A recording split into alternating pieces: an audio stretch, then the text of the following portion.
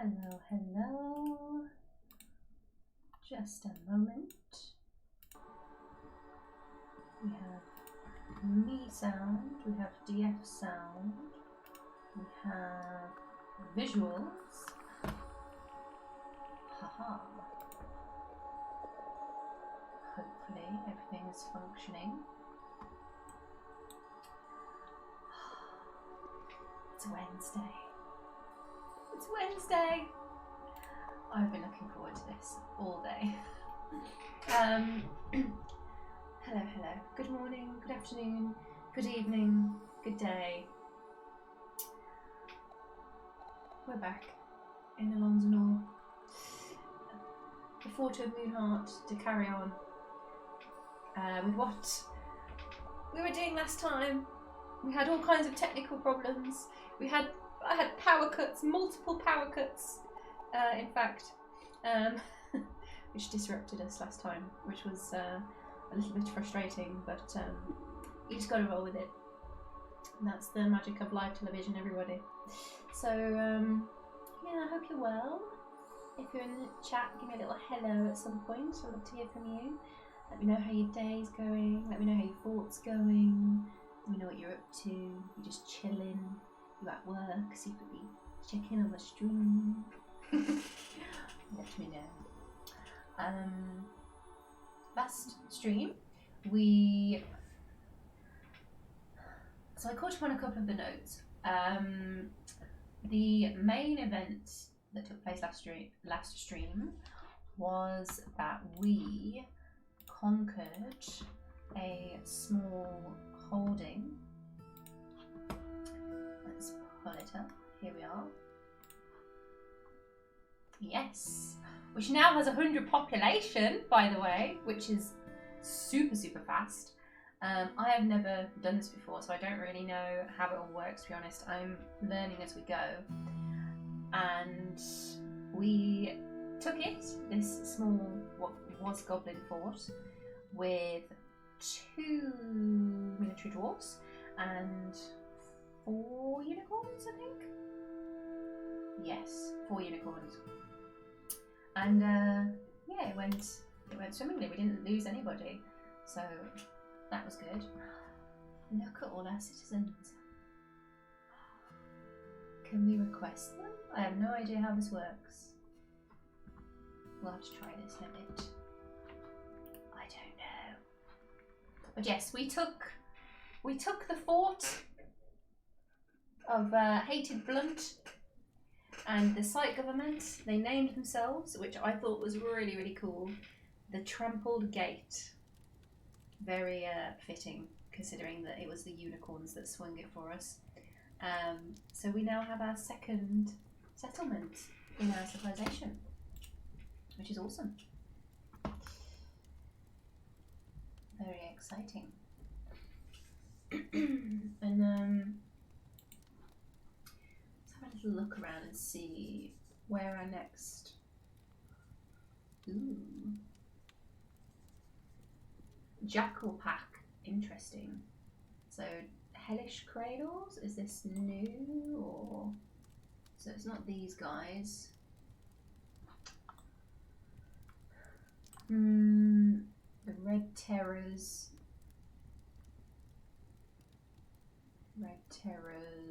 Mouseless Spider. The Red Terrors are causing all kinds of problems. Okay.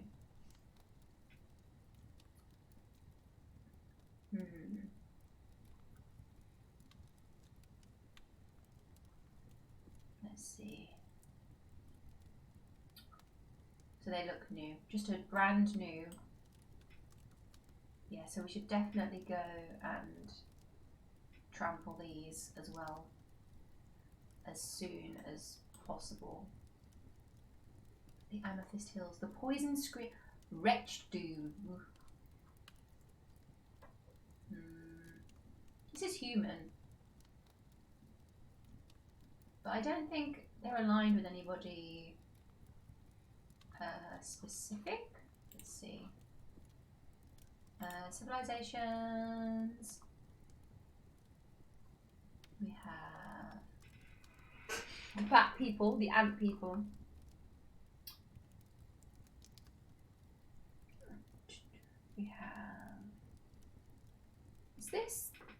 Is this them?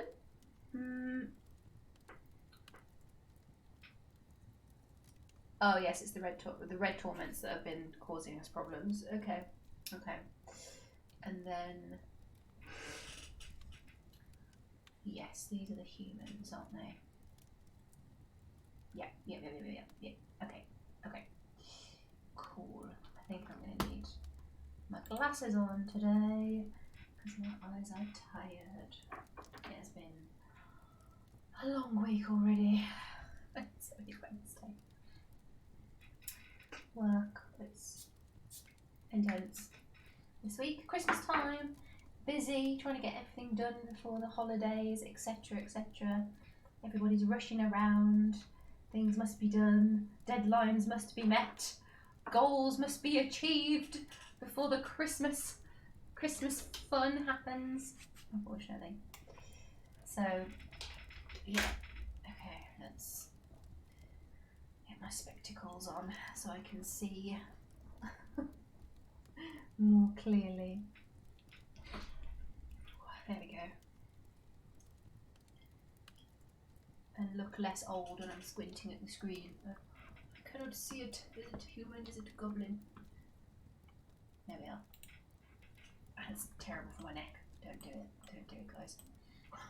Please look after your posture. Don't be like me and destroy your spine.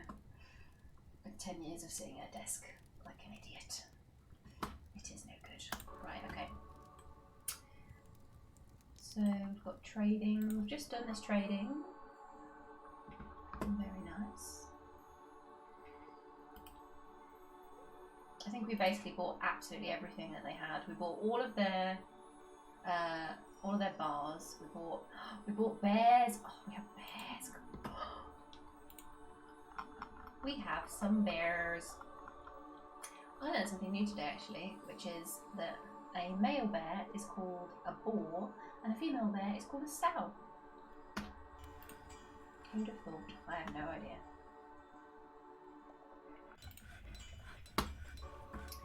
Who'd have thunk? Where are they? Have we taken them already?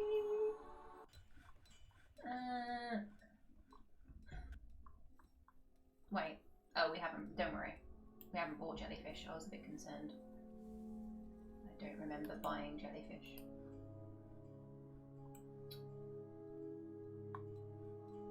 Okay. Oh, we need to finish Ast's shrine as well. Do we have any more pyrolusite? Because we did not have a lot of it.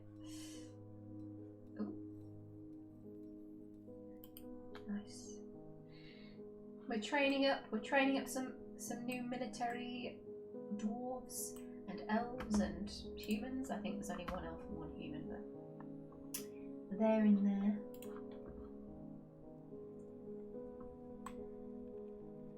Unicorn wise, how are we doing? I think we have some training to do. Whose skeleton is this? Oh, this is a bit of a mess.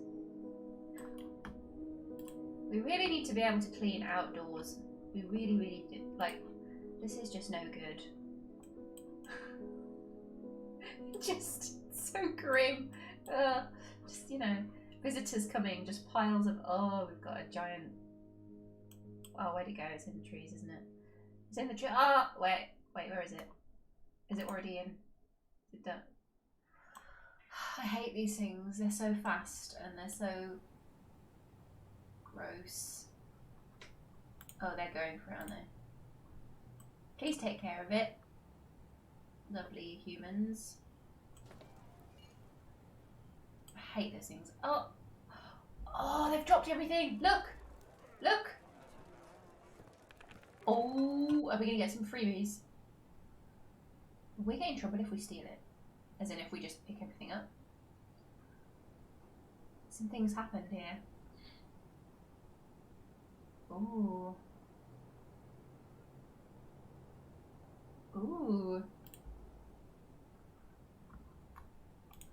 Were we upset? Where have they gone? They've just completely left it, right? Whose is this? Oh, there's loads. Captivated by hardness. Moving on. An alpaca.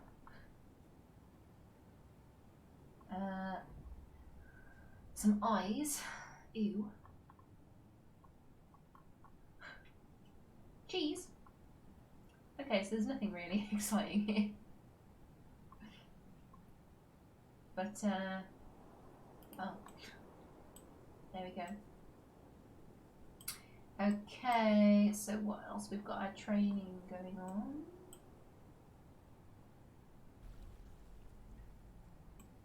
We have, so we're just tidying up. We've got lots of things to put away at the moment and organise. A little bit of social activity, that's nice to see. Our new barracks here, fresh barracks that we need to put a few bits and bobs in there. It's a little bit boring right now.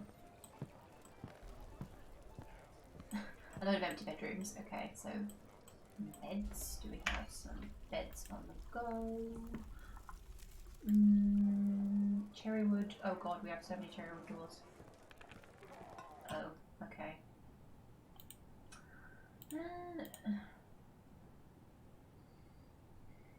Oh, we have maple finally.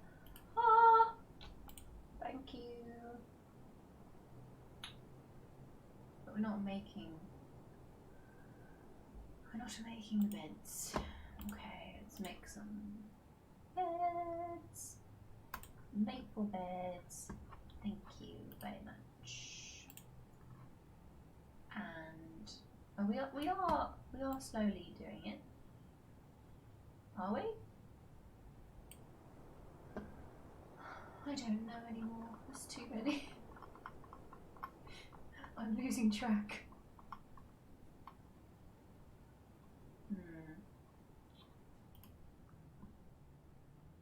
Oh, okay. Honestly, don't try and do every single piece of furniture in your fort from the same wood. Just don't do it. Just don't even try from the beginning. It's a real pain. I do not recommend. I do not recommend.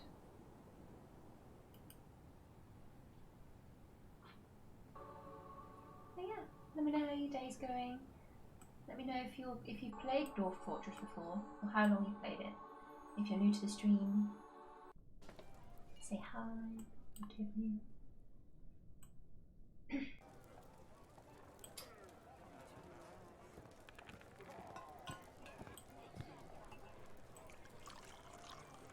So yeah, these are for our new squad here.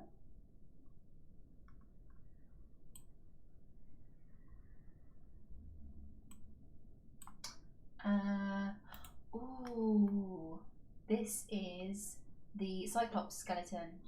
Ahoy! Hello, hello. How you doing? How you doing, Doug? We're just getting into things. We've just been doing some trading. Admiring all of the blood and the vomit outside. You know, just what every visitor wants to see when they first arrive. Lovely, delicious. Gorgeous. Hello, hello. Daco. I always want to say Draco when I see your username. So sorry if I end up saying Draco. Might be dropping in and out tonight. Oh, don't worry. Hospital? Oh no. I hope you're okay. Today is good. Day off and playing some Project Zomboid.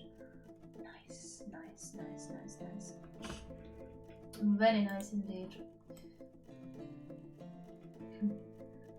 Oh, that's where blood's supposed to be, on the outside, right? Maybe not. If your blood is on the outside, that's probably, you should definitely get that checked out. You know. I would be concerned. Oh, what are we doing? What are we What are we moving? What's everybody? Ooh, this is exciting.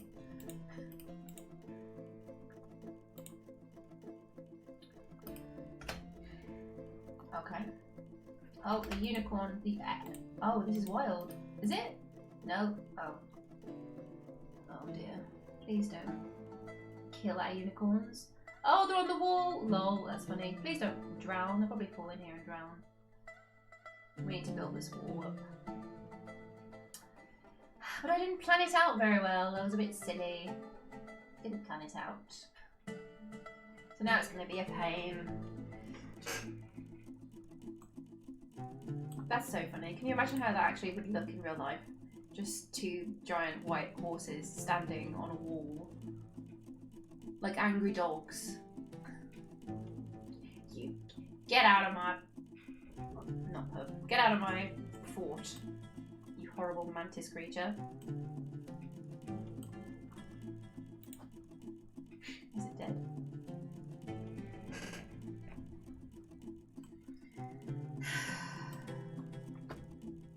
Never a moment's peace.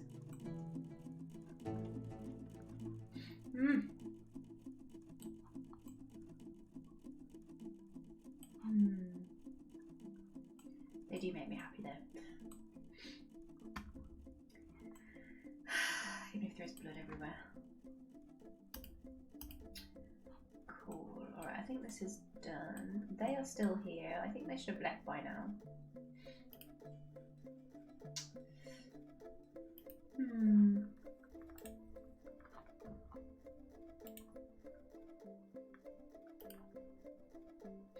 Oh no. Ah, my nose is so itchy. Oh god. I think the feeling, like, before you sneeze has got to be one of the worst sensations.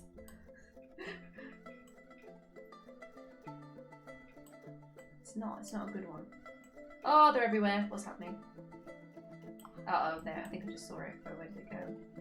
Oh my goodness.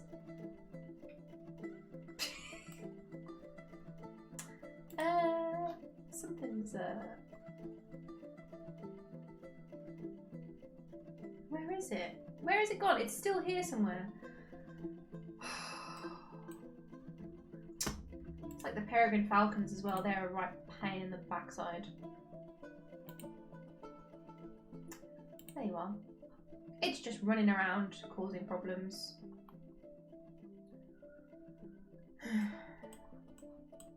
Honestly, hate them. Hate them. We need to build this wall up and probably just get rid of trees generally. More trees. But they can jump. I think they can jump really far, so they can probably just jump anyway. If it's here, it can just be like, whoop. Just jump over. This tree? Can we cut this down? This one? Yep, we'll get rid of that one.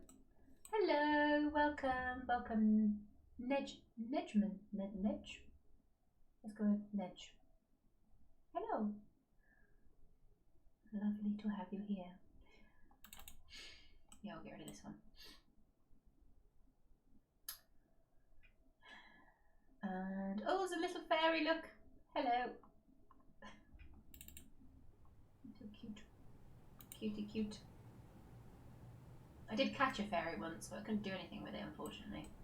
Just had a fairy in a cage, which is a shame. Uh-oh, it's coming, it's coming, it's coming. That's, oh. Look, look, look! Look how far that was. Like, diagonally across, how many? Like 5 squares. No good. Come on, War Unicorn, you can do it. Don't die. They are so gross. Oh, I hate them. I hate the giant bugs. It's so gross. I don't like it. Leave my unicorns alone. I'm too stressed for this today. Oh.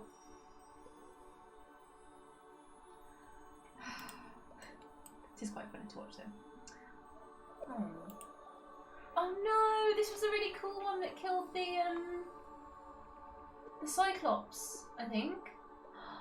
Taken out by a stupid, big green, disgusting... disappointing. Kenneth Meringue, you little lighter. Oh, let me see. Just kidding. Oh, drink. Just got DF, but having a problem. Ah, yes, it can be tricky when you get started, for sure. I'm still learning things and doing lots of things for the first time, by the way. I just made a zone for a tavern. Got chairs and tables and a coffer with wooden cups in it. Yet my dwarves are annoyed drinking without goblets. Cups or mug. Got any tips? So goblets, I believe, are made from stone or metal. But if you can find some metal of some description, ideally something that's nice, because dwarves, they get upset if they don't, you know, if things aren't made of nice materials, or if they're not of high quality. Craftsmanship is very important in the dwarven lifestyle, in the dwarven culture. They start to get a bit grumpy if they're drinking out of things made of, you know, just any old stone or wood. They like things to be, they like a bit of fancy, a bit of luxury in terms of materials. So it will make them happy if you can, even if it's like copper. So copper, I think, is generally, is it copper? One of the first ones that we tend to come across. Yeah, try making some out of a slightly higher value stone, or if possible metal, and when you get a bit further along, something extra shiny. Yeah. Shouldn't they be glad to drink from a wooden cup? They should be. It's better than nothing. But yeah, so the nicer, you know, if you think about it, you know, if you were living in a little dwarven society, you know, you'd be alright with a little wooden cup for a bit, but if you could have a golden cup, a golden goblet, oh, every single drink you have would feel special. So that's kind of the way it goes.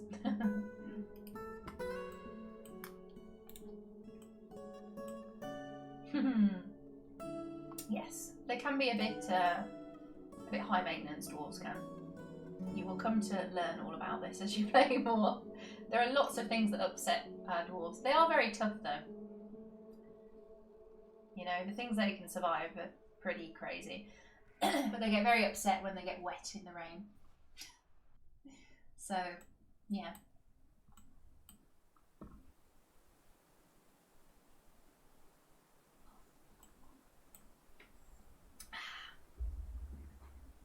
These traders, I'm pretty sure, should have left by now. What are you doing? Why are you still here? Yep, sea peregrines. I just wish we could cover it all. Oh, Fluffy Wombler, alert. Look at him. Oh, they're so cute. Oh my god, it's still here. Kill it, come on, you can do it. You can do it. You can definitely kill this thing. They're really messy. Yeah, it's dead finally. It's so sad though. We lost a good war unicorn.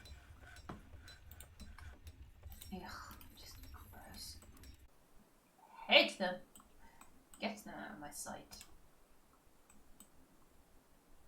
Okay, trees. Trees are not really the problem. We need to build the wall higher, don't we? But in order to do that, we need to build it inwards, which is annoying because now we're going to lose space, which is not what I intended. I built this, what's the word I'm looking for? Moat, that's one. I built this moat, and I should have left this so that we could build it into double layer, But I forgot. Whoops. Never mind. Never mind. Oh, giant hamster. Dealt with.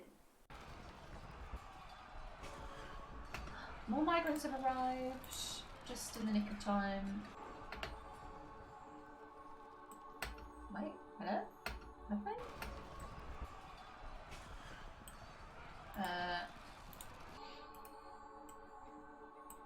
Can't see anyone. Did they run away because of the conflict? Oh no. Oh no. Oh no. I hope that doesn't stop migrant waves coming for a while, because sometimes when you scare them, if a wave of migrants arrives and there's fighting going on, or God forbid some of them get killed, it can stop them from arriving for ages and ages. Yeah, I didn't see anyone come in, so I don't actually think any of them arrived.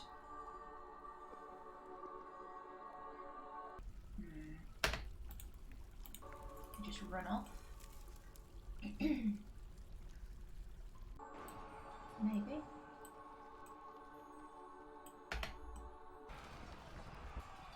What is going on?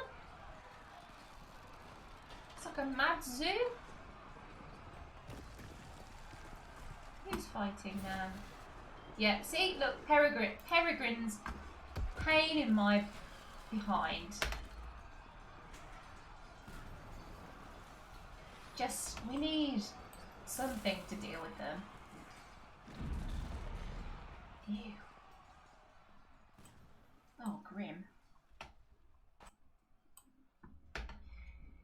Okay, so let's have a little look into building up this wall, because it's going to take a while to do. We're going to have to chop some trees down, aren't we? So let's have a look. Let's get rid of... Plus this is probably not a bad idea anyway. Stop things climbing over. And hopefully we've got plenty of microcline blocks. What we should do... Look how much gold we've got! Guys, we've got so much gold! That's exciting. Oh yeah, these falcons. Get off the walls, you crazy creatures! That's so funny though. Maybe if we had, if we get some marks dwarves patrolling on the top of the castle, they could probably deal with stuff, couldn't they? That's a good idea. As long as they don't fall off or something. Would they just fall off the edge? Yeah, of course they would. They're dwarves, of course they would. What am I thinking? So yeah, dwarves will throw themselves through fortifications sometimes. So yeah, in fact, that's probably a better use of our... this is also a tree growing through. We should probably just chop this down. It's so aesthetic, you know, having this feathered tree in the middle of the castle growing up just sounds so cool to me. But I know it's going to cause problems. I know it's going to cause problems. But it's just the cool factor, you know. Yeah, screw it. We're keeping it. So we've got this floor. We've gone up one. Okay, yeah, we want to... We've still got layers of trees up here where stuff is going to appear. So we probably just need to chop all the other trees down inside.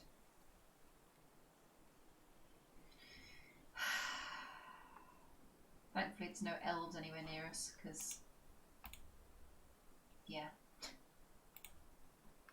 what a pain. Alright.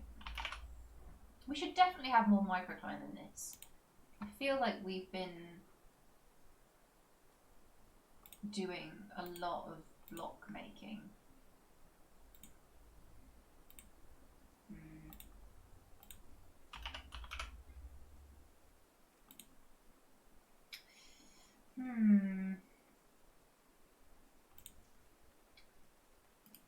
Actually, we need to do the corners. There we go. Now, this is definitely what we want to build, isn't it? Just before I use all of these materials.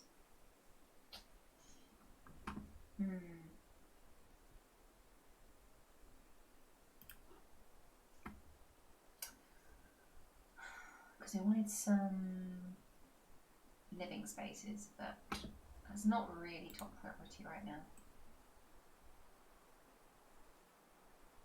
So that's fine. We've got maple all the way over here, which isn't being picked up for some reason.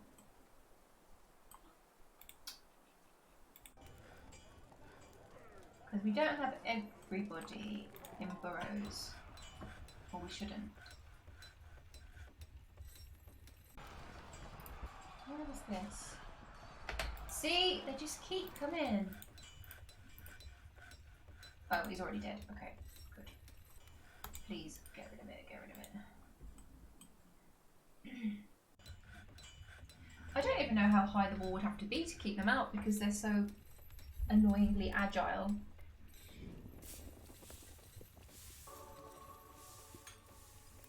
In fact, we better put some ammo up here, possibly.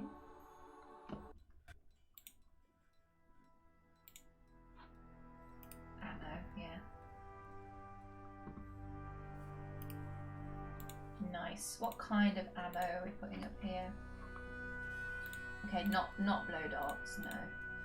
Arrows, bolts. Yep, cool.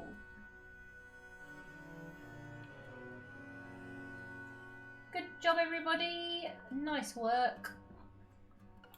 Lovely.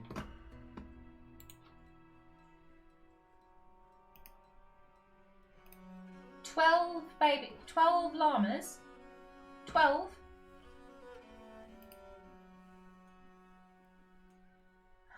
She must have been big. Goodness gracious. Yeah, I don't think any migrants arrived. They must have seen something going on and just been like, nope. No thanks. Not for me. Oh. What? Okay.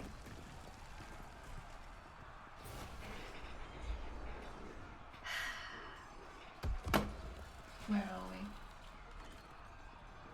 Giant mantis? Again?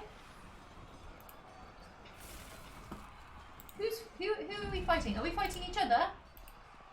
Guys? Ah, okay. Yep. Is everybody alright? Any injuries? Stressed? Yep.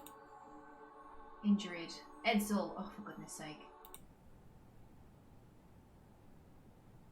Nerve damage? Why are there children outside fighting giant bugs? Right, Bemel, you should not even be outside, bro. You should be in the inside fort. You crazy little thing. Oh dear, dear, dear. Yeah, you shouldn't be in there. All the children, let's make sure they are indoors. Adults are bad enough, let alone young dwarves. Oh my god. They are crazy. The safe zone. We'll pause the safe zone for now, I think. Or wait, is this the one that I made for this purpose? Oh, I don't know what I've done anymore. Inner fort, safe zone. I think this is even smaller. Yep. We'll deal with this another time. Who is in this one?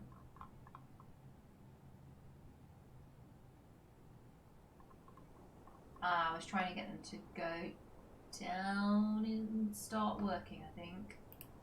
We can get rid of that. There we go. Very nice.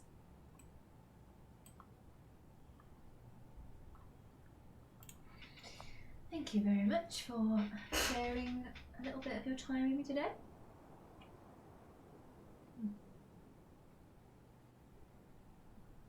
Just having a little chill.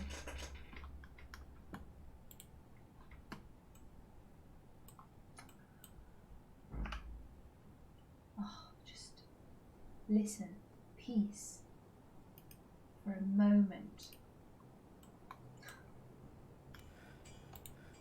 There we go. Build this up. But we should have more microcline for sure. Right, we should be making the beds, we should be doing furniture things. We definitely don't need these corpses, they all need to go in the bin. Into the lava they go. Goodbye. None of these are ours, they are all the enemy.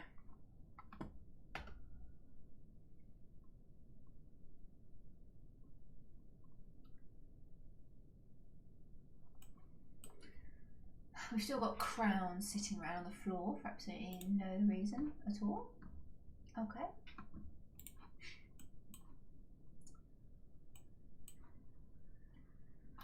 Guys, is this they are training, okay. Oh, we can't, why are these locked? There we go. Sorry about that, dudes.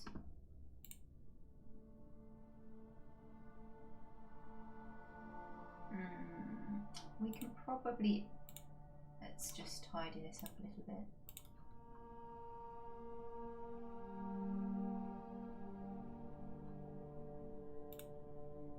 And maybe just keep them in this area. I don't know if they'll still store their stuff here if we move it, but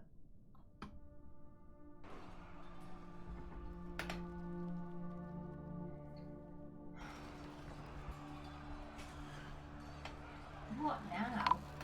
Oh no! No, what's happening? Oh! Oh, good God. It's unicorns, isn't it? Yep.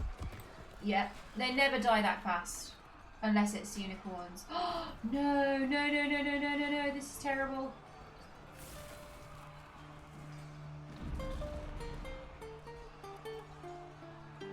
How many are there? Agitated unicorn. Wait.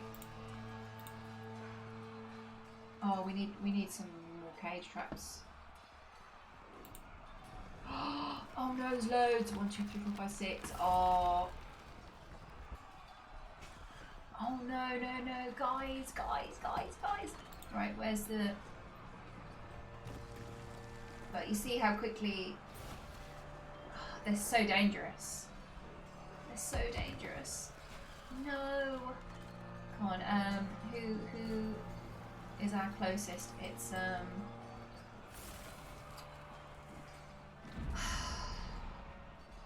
it's the Moonstance. Moonstance, we need you, please. Hurry. Hurry! Because I'm not going to be able to get them, any of them inside while they're already fighting.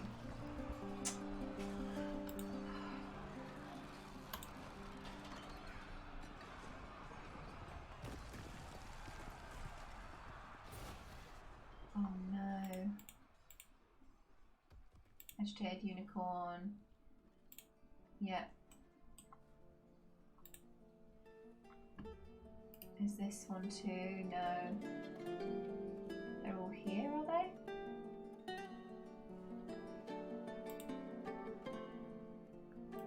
Oh God, okay.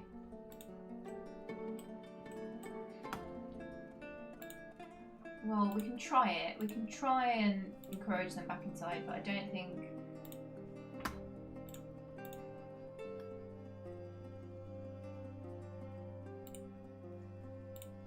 It's probably not going to work, because they're already fighting. Oh no!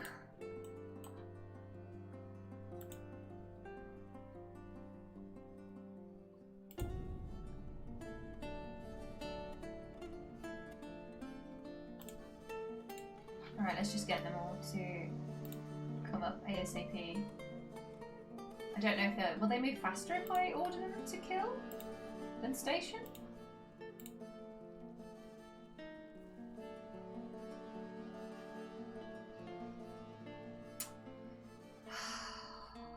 Bugger. Bugger, bugger, bugger, bugger, bugger. This is why we lost so many dwarves in the first few years to unicorns. They're super dangerous, very powerful, but this is why they're such an important part of the culture as well in Inlonzanor.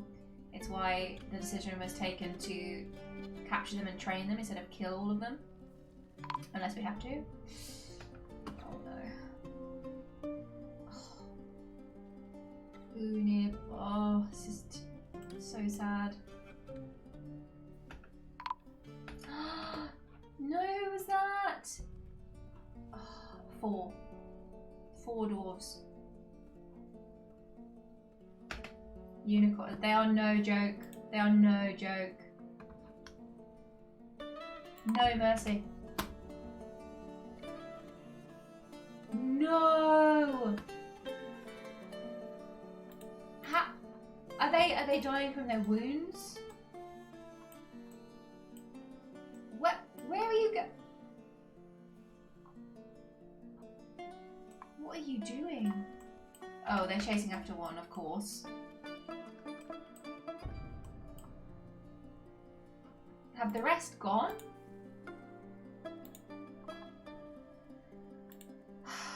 Okay, there's one here, and that's the same one. Oh god. Oh no. Oh no. Locum, no, don't try. This is a nightmare. Oh, he's out. Is he out? Is he out? Please, please, please say you're out. No, no. Please get out. Stop fighting underwater. Get out. Get out. Please. Please. Oh my god. Where's the unicorn? Oh, this is just the most mayhem. They're all going, look! Oh, I mean, they wanted it. And they, to be honest, they deserve revenge. That's awful. We just lost 5 dwarves. Oh, it's been, oh my god, it's been a long time since we've had a bad unicorn incident. So we were overdue. But all in, no, not all in. Oh no. Okay, so I don't, was he one of our legendaries? I think he might have been. Thankfully we still have one of each, I think. Yeah, Mossos and Muthkat are the main OGs. But Olin, I know he was, I'm pretty sure he was legendary. Oh, this is so sad.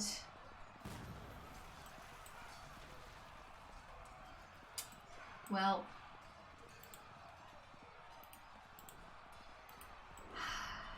yep.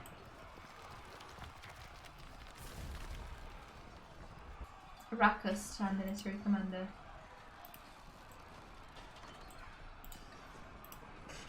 We better check the damage. See if anyone's gone into hospital. Oh, I hope they weren't in any, like, you know, relationships and things, because that's really sad. Boo! That's so sad. Okay, we need to do some engraving now. We already caught one of them. Okay, so we need to set up some more cage traps so that we avoid this happening again.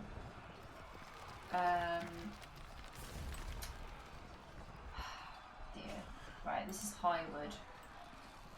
And we should have a few more microline mechanisms. Who is this? Asen. Thank God she's okay.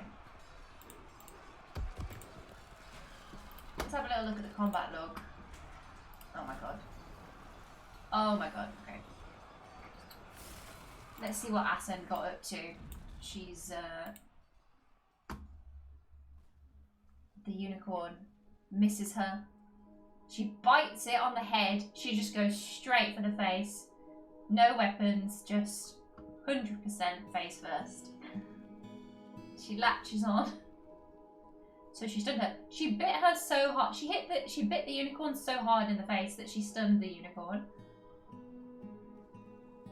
Okay. Okay.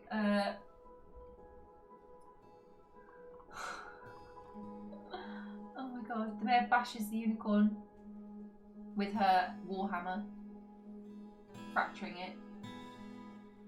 Oh, she's bashing it to bits. Yeah. Yeah. Yeah, she's going to town. She's going to town on this unicorn with her warhammer. But also biting at the same time, of course. And she just smashed its head in. Bashes the unicorn in the head with Odomis, her warhammer. Jamming the skull through the brain. Nice. Oh. What a mess.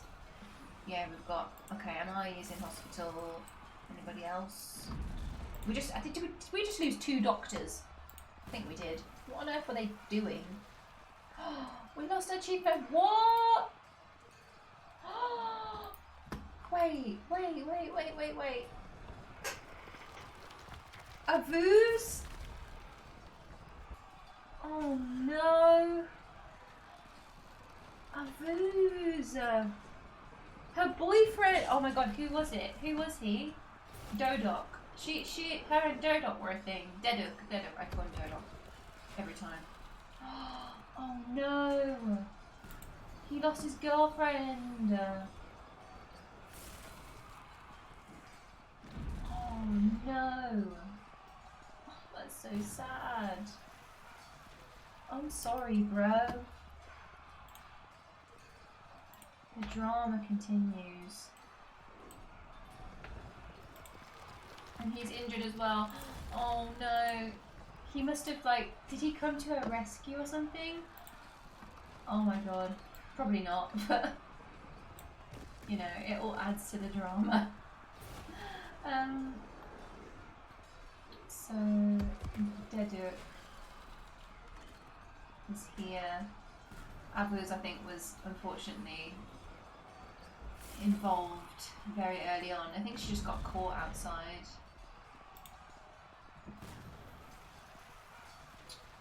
Oh man, that sucks.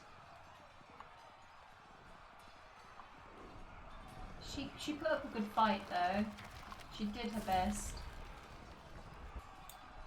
The agitated unicorn stabs the... Yeah, it's just a face... Stabbed in the face by a unicorn. You can't really... No. Where is he? Dedu. I wonder which one it was because we can't see because they don't have names. Oh, so we won't know. But I want to know. Oh, an engraving could tell us though. An engraving could tell us. Deduk, you've got to survive. You've got to survive. He didn't kill it, but...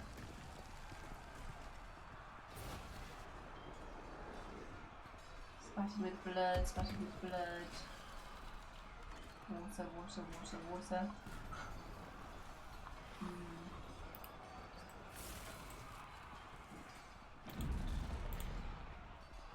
Ooh, Leked Marang.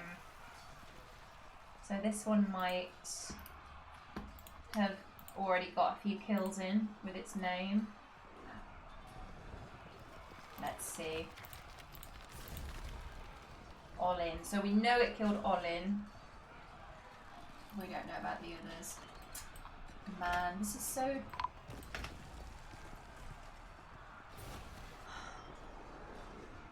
Locum as well. 6 dwarves. 6 dwarves. For 6 unicorns. How did you drown? Why? Why? What? Guys, this is ridiculous. Oh my god. Okay. Alright. Please, please stop dying. Please. Somebody, please come and collect the wounded.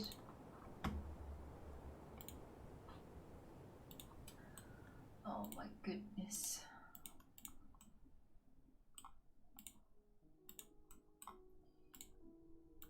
Quickly, quickly.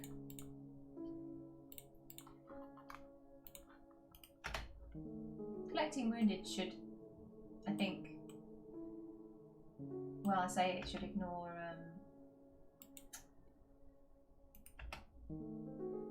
load cage trap. Where are we? Huh? Oh, right, yeah, getting stuff from that. Okay, so we've got Deduk. Someone's coming for Sigun. Where are you going?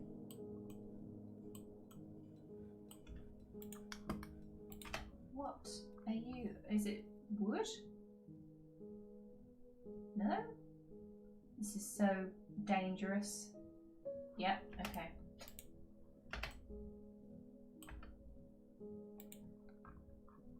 Asen, you shouldn't be... No, no, no, no, no. We don't need to collect the teeth, please. We really do not need to collect the teeth. No. No, no, no, no. No. Nope.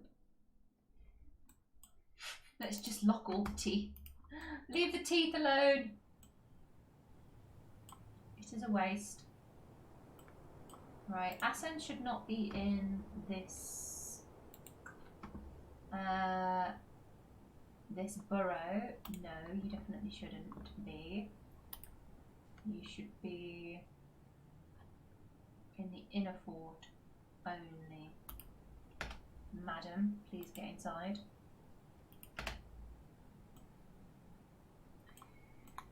Oh gosh, okay, that was awful. 7. We lost 7 dwarves to 6 agitated unicorns.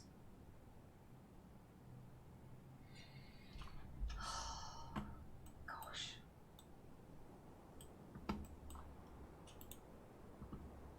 No good. No good. Well, are we safe to go and we have a cave toad hanging about? Another giant mantis. So we'll leave these guys around for now.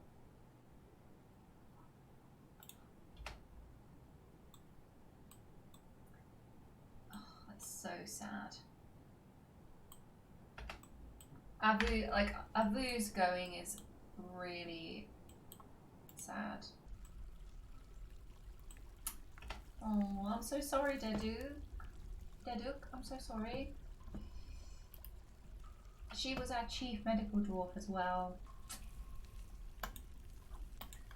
That sucks. Right, we need to assign And I would make it him, but obviously. Okay, so competent. Wait, why is it shortened? Oh, right, I see. So, okay, all right. So we should be, yeah, we're back up and running. Okay. So, do we have any others? Deduk, who is in hospital, and also our only doctor. Okay. Talented surgeon. Okay. Bone doctor? Is that? Okay, I think that's okay. Yep, yep, yep.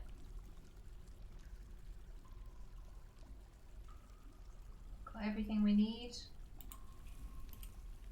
We should, I think. Good job. Oh, he's a novice, okay.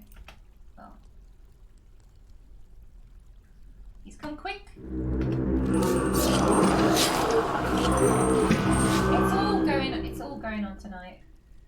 Ooh, oh, they're gonna fight this thing that's been here forever. Let's remind ourselves what this is. A huge one-eyed tick. Ugh. Just bleh. It has a pair of squat antennae and it squats and fidgets. It's a green-yellow exoskeleton. Ugh, so it's like a bright green, greeny-yellow neon kind of coloured tick with fire. Oh, that was a nope. Yep, that was a big nope on their part. So thanks that didn't last very long. Okay.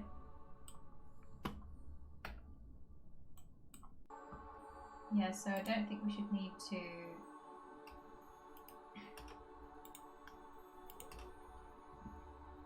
be getting anything else. Where are you off to? Can we even fetch this corpse? Is there any way of getting corpses back from the water? Does anybody know? So I could drain the water out? Oh no, we don't need Zolak.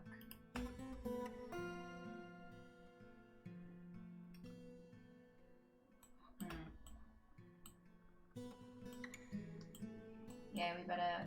Is somebody coming to someone? Okay, we are moving the bodies slowly. This is so traumatizing. Oh man. Can we play? Can we? Is it? Are we full? Oh no, we're full, aren't we? Oh no. Oh no. This is a bad afternoon for these poor dwarves. Oh dear. Okay. Right. We've got. What a session so far. Just. Oh. No. No. Just no good.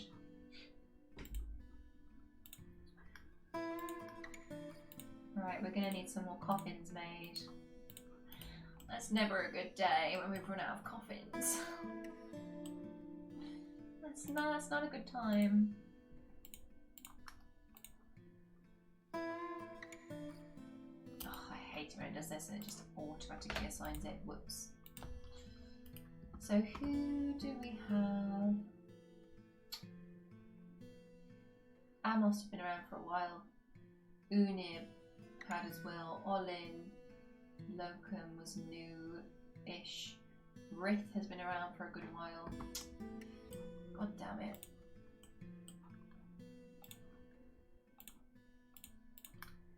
Okay, so we need to add all of these. Oi oi oi.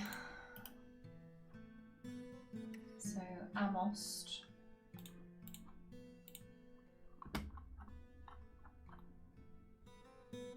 Udip. We have definitely this. Wait. No. Is that a different Udip? Oh no. Okay. Oh my goodness. Like, Mathol was this. I hate this list. Mistem again. I know you have. I know you guys have graves. Abu's. Should we give her a more special grave, do we think? Because she was the chief medical dwarf? I feel like we should. She served for a long time. Right, Unib, you're one of the newbies. Ugh, sad. Yeah, Locum, Kib.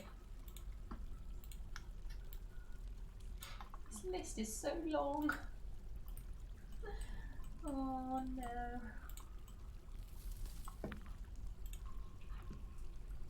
Oh dear. Okay, here we go.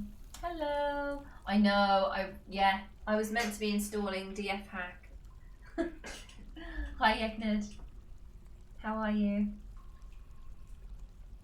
Yeah, it's on my list like ASAP to get it sorted and installed, but I need to sit down and do it properly.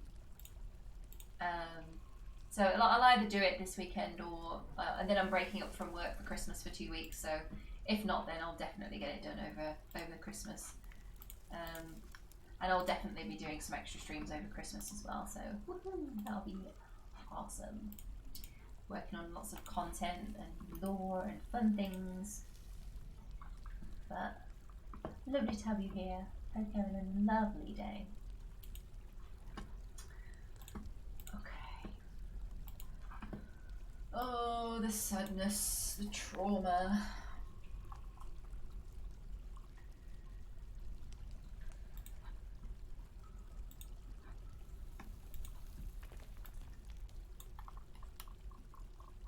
Who else we got? Silob, is he one of the new guys?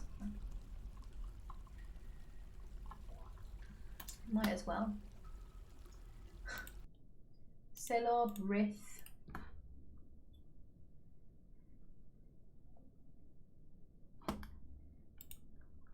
Well, we're working on it. We're yep. Fun! I'm taking lots of vacation at the end of the year, so glad to hear you'll be streaming more. Yay! Yay for holidays. I haven't had any since April. I'm so tired. So it's well overdue. Well overdue.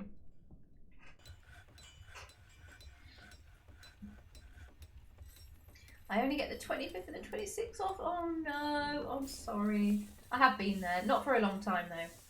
I worked retail years ago, long time ago. And yeah, that's the worst thing about it is, you know, not getting or having to work on holidays and special events. Oh, this is... Okay, so they're getting laid to rest. That's good. Yeah, Avu should have, I think, a slightly nicer chamber because she's yeah. Where shall we? These are meant for military dwarves.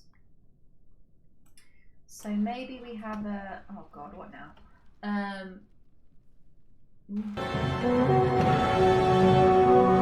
We're getting raided! Hey! Hey raiders! This is the coolest raid ever, by the way. I'm so happy I set this up. It's so hype. Welcome, welcome, welcome. I know, isn't it so hype? Yeah, I knew if I set that up there, it would like be super hype. We've had so much drama. Oh my god, we just lost 6 dwarves to some unicorns. It's been a long time since we had a unicorn incident. Yeah, the volume. I'll check the volume on the alerts later. But it's the first time I added it the other day. The Rohirrim. Death is what's been happening this whole stream. So it's unfortunately relevant. We're just dealing with a whole load of graves and deciding where to put our chief medical dwarf that we just lost, which is so sad. Okay, it's just a peregrine thing. We're okay, I think. It's just stressful. Only 6? You say only 6? Oh, they all matter. They're all special. But it was traumatic, okay? Ride to ruin. Death! Death! Yep. You get the picture. I like murdered 8 mining up some lava. Whoops. I'm too deep into it now. Like, I'm too attached. So I'm too attached. What are we making? Furniture. Ooh, wolf training. That's cool. Just meanwhile, people are being slaughtered and stabbed in the face by unicorns, but we can train wolves, kind of, now. That's good, right? The 2 types of DF players. These are my children, I care each one, and more bodies for the magma mines. Yeah. It's so true. Yeah. I mean, some forts, you kind of play them and it's just, there's a different attitude, you know, like I've played those, I don't have short forts. And we'll definitely do a volcano fort at some point, because they are really fun. These guys are getting thirsty. They can probably go now. Go back to training, my little minions. Go and train. But yes, if this is the first time you've stopped by my stream, welcome, welcome, welcome. Happy to have you here. If you enjoy your time with me this evening, give me a follow. We might even hit 100 followers tonight. Ooh, exciting. Triple digits, everyone. So you could be the special 100. It could be you. It's a special night. We're in the fort of Inlonzanor, Moonheart. This is my main fort right now, and we're going to be sticking with it for a little while still. We have some military force to build up before I think we are going to be retiring it, and we have some conquering to do. So we took this little holding last session, and there are a couple more that we can branch out to, and the more we can build our military, the more exciting things we can do. One thing that's potentially on my mind is trying to take back our ancestral homeland. So our civilization is called the Lanterns of Medicine. All our forts were destroyed besides ours. We became the capital, but we found out through some cool engravings that, or kind of figured out where the original forts were. This was one of them, I believe, which was originally named something else, but they're basically down here in this group. Goblins everywhere, super dangerous, definitely a suicide mission, but you know, maybe, I don't know, but we'll try some crazy stuff out. Welcome, welcome, nice to see you. Hello Eternal. I didn't actually say hello Muck. But yeah, we've got a few of these little small ones around that we can probably go and take, I think. This one's brand new with 10. This one's a little bit bigger with 75, so yeah. Working on military strength. Oh, oy, oy, oy. I think I'm that second group of Dwarf Fortress players. Yeah. But you know, we need both in the world. It's important because without you, like people like me, we'd never get anything done. We'd be too busy, like, you know, crying over all the trauma. We need both are important in society for things to get done.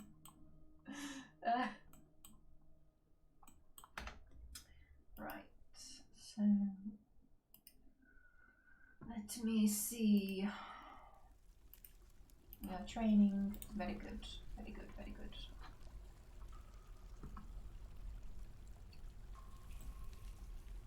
Hospital, what's happening?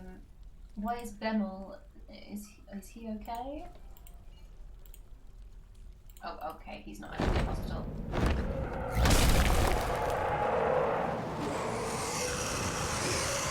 This is the most action that's taken place on stream in like 6 weeks, and it's all happening tonight on the night where I was so tired. I was just ready for a lovely, relaxing little Dwarf Fortress session, but as it always does, Dwarf Fortress delivers. The Forgotten Beast Sposs has come. A great feathered elephant that is very cool. It has wings. A winged feathered elephant. A bird elephant. It squirms and fidgets. Its raw umber feathers are patchy. Beware its deadly spittle. Okay, so it's... let's have a look at this thing.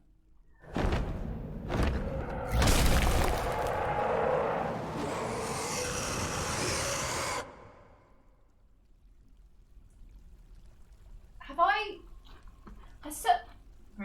okay. What's happening? What's happening, please? Mesbuth has come. A towering, a grasshopper, of course it is. A round shell is just, let's just not discuss it, to be honest. So they've both arrived. Nice, or okay. So the grasshopper, they're not made of anything weird. No, okay, so that's alright. They're not made of like poison gas or something. So they can just do their thing in the cabins. But I do kind of want to see. I want to see this elephant. It's flying. It's a flying elephant. That's kind of epic, to be honest. Maybe we should stop now. Hi Fluffy, how are you? Maybe we should stop. No. I mean, that doesn't help because it's all saved to the timeline. It just delays the pain. I love this. We're definitely gonna do some art, some mid-journey art for this weird creature. That sounds really epic and weird. Just as long as she can't get into the fort, that's fine. Are we nervous for a second there?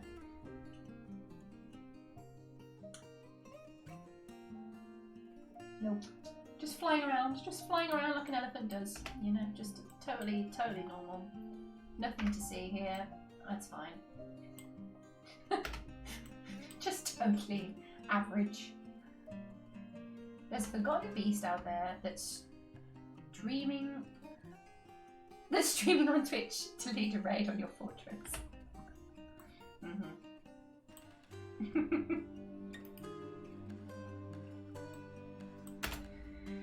Okay, let's refocus for a moment and see what. Honestly, I feel like playing this game sometimes is it develops this skill in you of there's all this mayhem happening, but you just need to focus on the management. Like, right, okay, we've got people over there burning, the dwarves over there throwing themselves into the water, drowning. Someone just fell into lava. We've got a giant feathered elephant flying around. Okay, what's the focus? It's good. Crisis management, that's what I'm thinking of. Dwarf Fortress is literally crisis management as a game, fantasy version, crisis management. We've still got fight music going, but I think it's yeah, Forgotten Beasts. Deary me, deary me.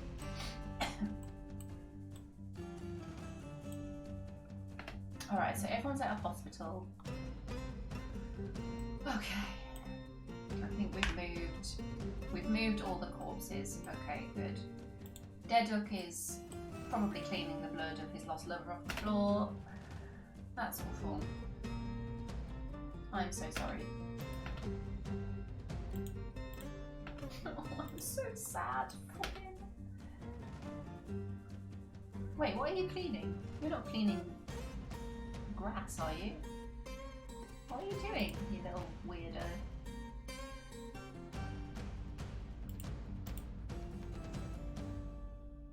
Just wandering around where his girlfriend died. See, these are the weird little things that when you kind of watch what they're doing, you know, technically it's probably nothing special, but sometimes little weird stuff happens, and when you kind of consider what's going on in the story and think about it from a lore perspective, they're often, from what I've seen, the smallest moments, but there's some significance there that you wouldn't otherwise notice unless you kind of watch one dwarf for a period of time.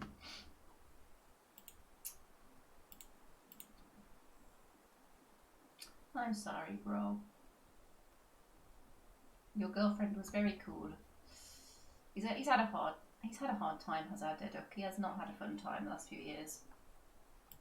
And I think so he's got an issue with his leg after a bad scrap with something or other. Can't remember what it was.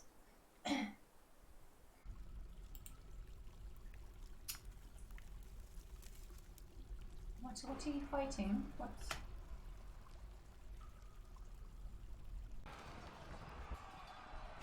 now?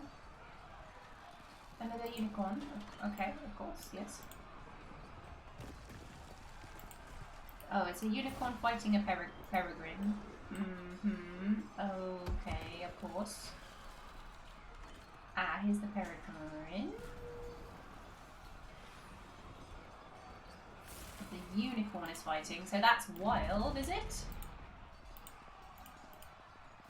Oh my god. How am I supposed to know? There's no chance. Hello, the swim dog. Welcome. We are experiencing mayhem right now. It's all popping off this stream. Everything is, yeah, everything's fighting, everything's appearing, everything's happening. What is it I'm looking at? So, have you played Dwarf Fortress before? Are you? Hopefully, otherwise that'll be a very long. Well, yeah, I'm not sure how to explain, but I'll still try. But we're here in the fort of Inlonzanor, and these here mostly are our domesticated unicorns. Some of them are trained war unicorns, but there seems to be, so we have peregrines attacking us, causing problems. We have wild unicorns attacking us. There's a lot going on. So it seems like we have a wild unicorn here. A stray unicorn. It might be one of ours. Could just be. Okay, she's off.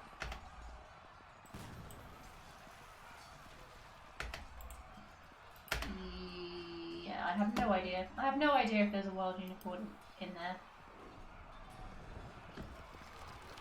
I did not mean to dismiss that. That was a terrible decision.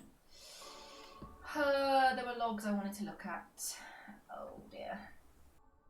How do you get unicorns? Well, in DF, I'm trying to learn the best to play. Yeah, so DF, when you first get started, and so I've been playing DF pretty like consistently, non-stop, addict level, since the Steam release.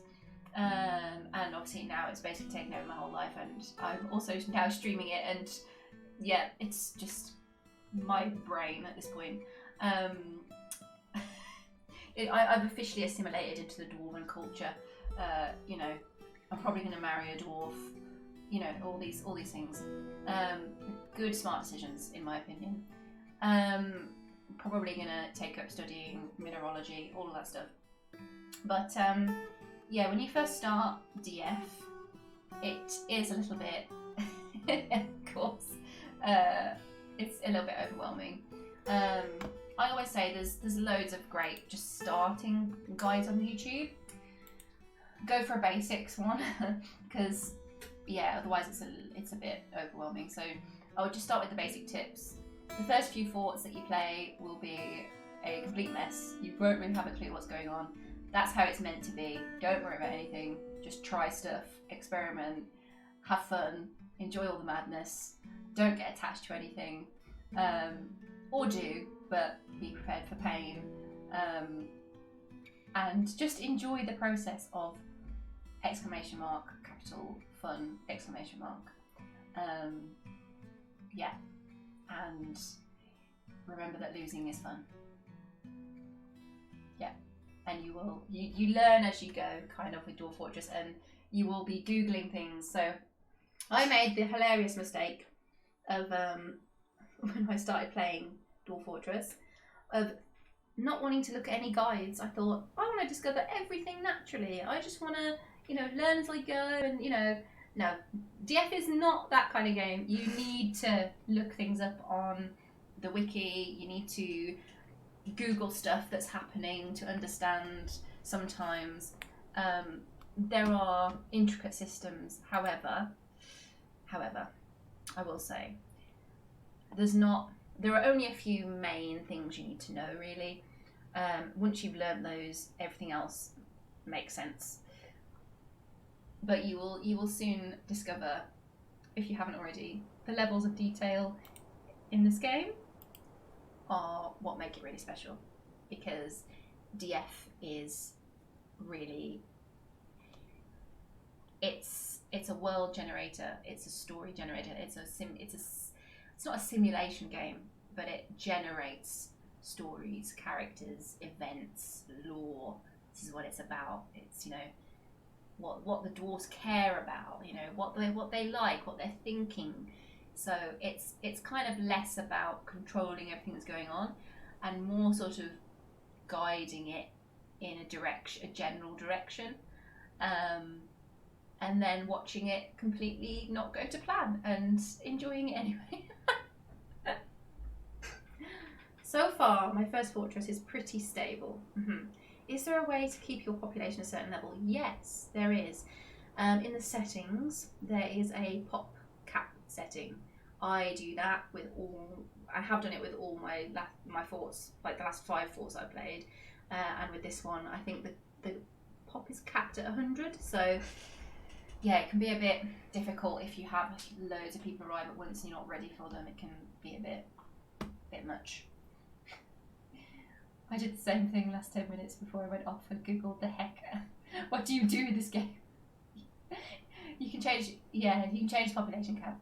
And yeah, default is 200, yeah. So, but if you haven't played before and you start to gather some wealth in your fort, and all of a sudden like 30 dwarves arrive, and you're just like, what do I do? Yeah. Dismiss your raid, yeah. Hello, Tommy. Lovely to have you here.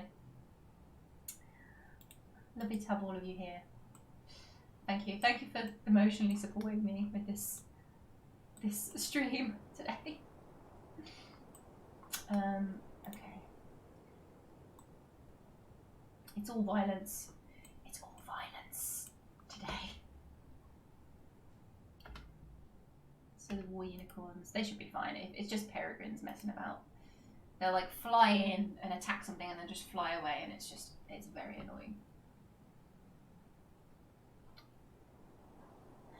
I wish we could butcher corpses, like wild corpses because it's a real waste to just not do anything with them.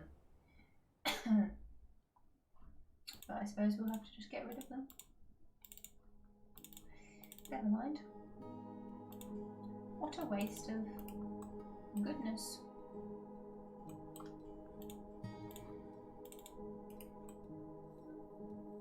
Feels wrong. In fact, can we put them in, we can. I'm being very silly. Let's put them in our, we can't separate wild ones though, so, bear with me 1 second while I just deal with this madness. So, this is where the corpses of unicorns go at the moment, and it's getting rather full, as you can see, so we need to start doing something with, them, but they'll get moved. There we go. Because we want to use the bones and the horns and all this stuff, you know, decoration, because Inlonzanor is very unicorn themed for obvious reasons. As you can see, they've been such a massive nuisance, but also a big part of the story. So I think you can butcher, but you have to be quick. I don't know how to get them to do it. From my understanding, you will only butcher animals that have died that were yours to begin with, but I don't know. I checked it out ages ago. Oh, that was an alert for hater blunts out of the settlement. That's cool. And I just dismissed it automatically because I thought that's not important.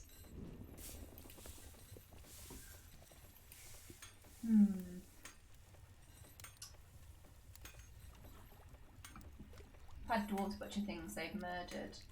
I don't know. I'll have to check it out on the wiki if it explains it, because sometimes it doesn't. Sometimes there's just no answer. In my current fort, I'm experimenting with starting my cap low and upping it by 10 as I get to know my dwarves better. Yes, so that's how I basically did it with Inlonzanor for a while. I kind of did it slowly like that, and it meant that I could get everything ready before I increased it, and I'd have enough bedrooms and I'd have enough stuff, and I kind of did that up until about maybe 70, and then I would just kind of put it up a little bit more. And also FPS of course can start to, depending on your setup and things, so sometimes that's a good reason to keep it capped as well, because when you start to get up past 150 dwarves, sometimes it can get a little bit slow, depending on if you've got a really powerful computer.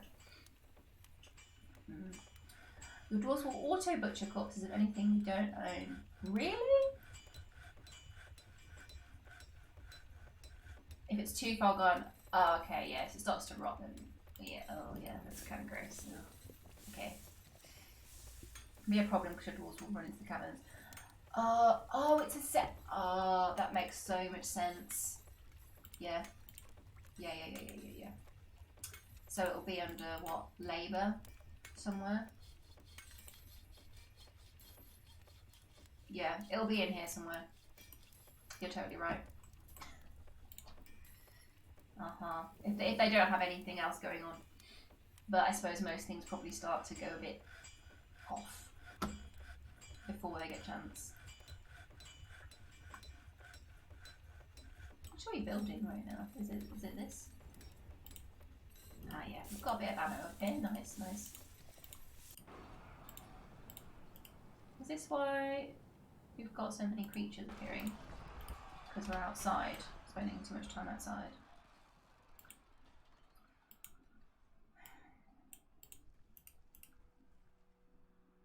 Is it still here? Is it dead? Nope, it's in the trees. Ugh, yeah, look at it. Leave our unicorns alone, you disgusting giant. Ugh, no. Good, well done. Oh no, don't die. War unicorns are a very valuable resource.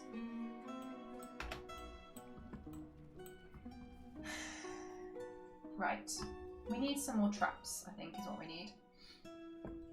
We need some more traps. enjoying the mayhem, do follow. Enjoy the community. If you enjoy violence, lots and lots of dwarven violence, and me getting stressed.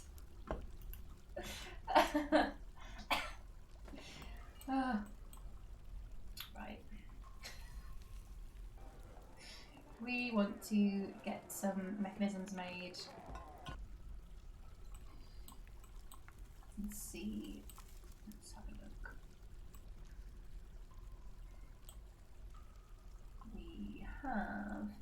We should have loads of microcline lying about. Still haven't dealt with the satyrs at all.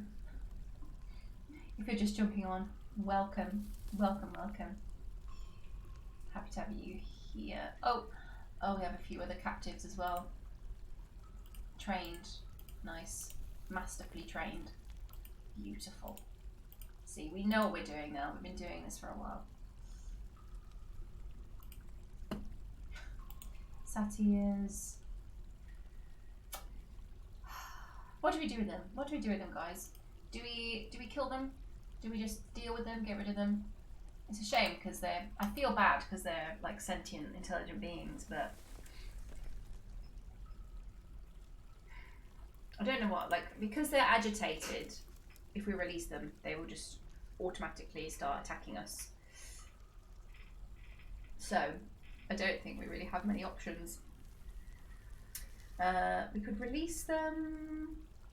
We could put them in a zoo of some description. I don't know. We could make an exhibition. We could make some glass walls, some windows, as glass walls would usually be called, I suppose. And just stick them somewhere. But I mean, that would be awful. That sounds really. I've just realised how awful zoos are generally, as a whole concept. But yeah, maybe we should put them out of their misery, to be honest. Okay.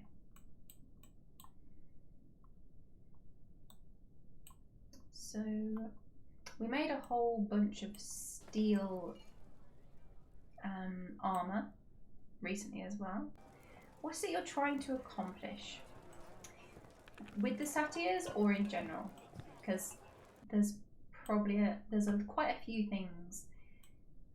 But we also have our vampires as well. This is our little vampire holding deep down under the ground. Right now, I'm trying to keep everybody alive, so we're not all killed by random creatures and peregrines and things. Yeah, that's keep everything from being slaughtered seems to be the key focus of this stream. Yeah. Finish with some dwarves left. But some of the main projects that are going on right now. So we're finishing off our surface castle. So our beautiful blue microcline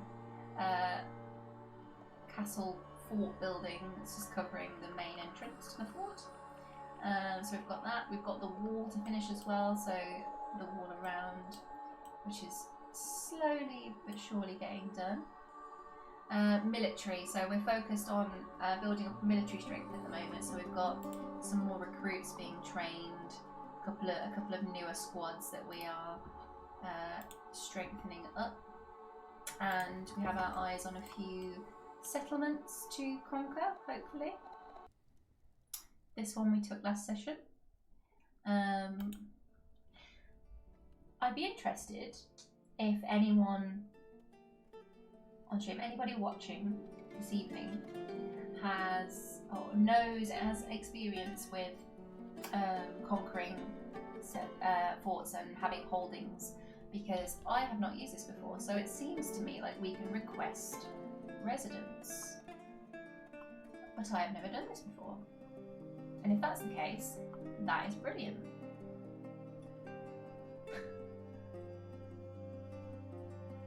Because look at all these. We've got...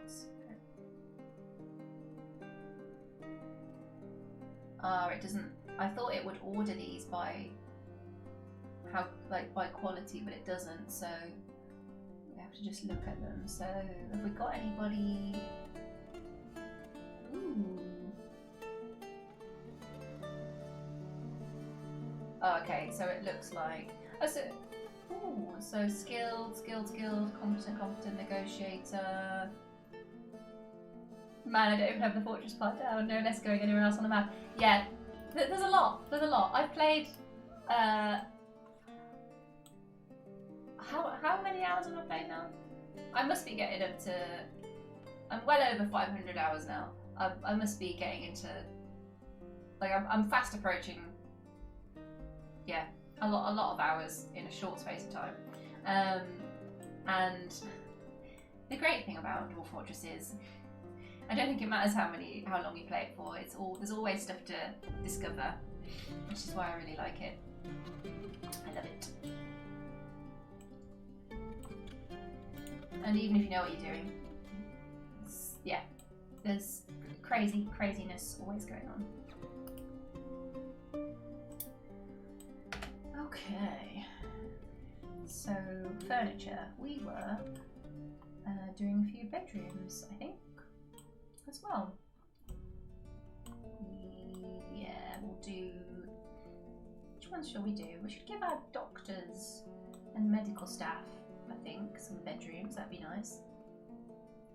5 so it's a lot more than 500 hours actually now.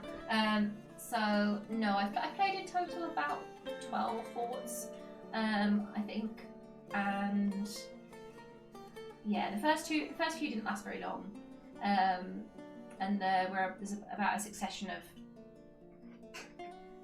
In fact, no, I would say the first 3 I played for probably about 20 hours each, roughly. And then the others, maybe more actually, maybe more like 30 hours for the first few. And then, yeah, there were like a quick succession of quite a few others where I tried lots of specific things and went into different biomes and was kind of just testing things out, and I didn't really invest in the story. I didn't really invest in it very much. But the fort before this one, I did more so, and I kind of discovered how I wanted to play.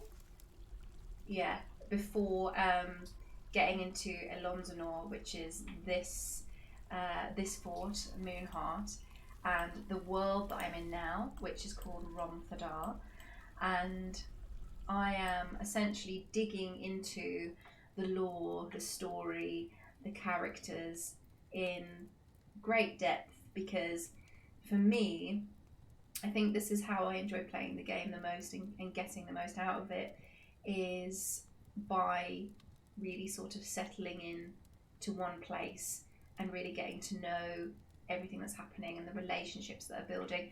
And that's what I love most, is, you know, picking out all of those cute little lore bits that happen and writing things up about it, or making art for it, or, you know, it's the story, it's all the stories that come out of DF that I really love, and digging into all of it. And in the Discord, for example, it's like where all that stuff lives, and, you know, there's like bits and pieces of lore and art and all these other things that kind of build over time as we get to know what's going on, and like you know, civilization and the history of what happened, and you start to pick up little bits of information as you go through the game, through any particular fort, and if you're looking for it, you'll learn these little bits, and then you just want to dig more and more and more because it's so juicy.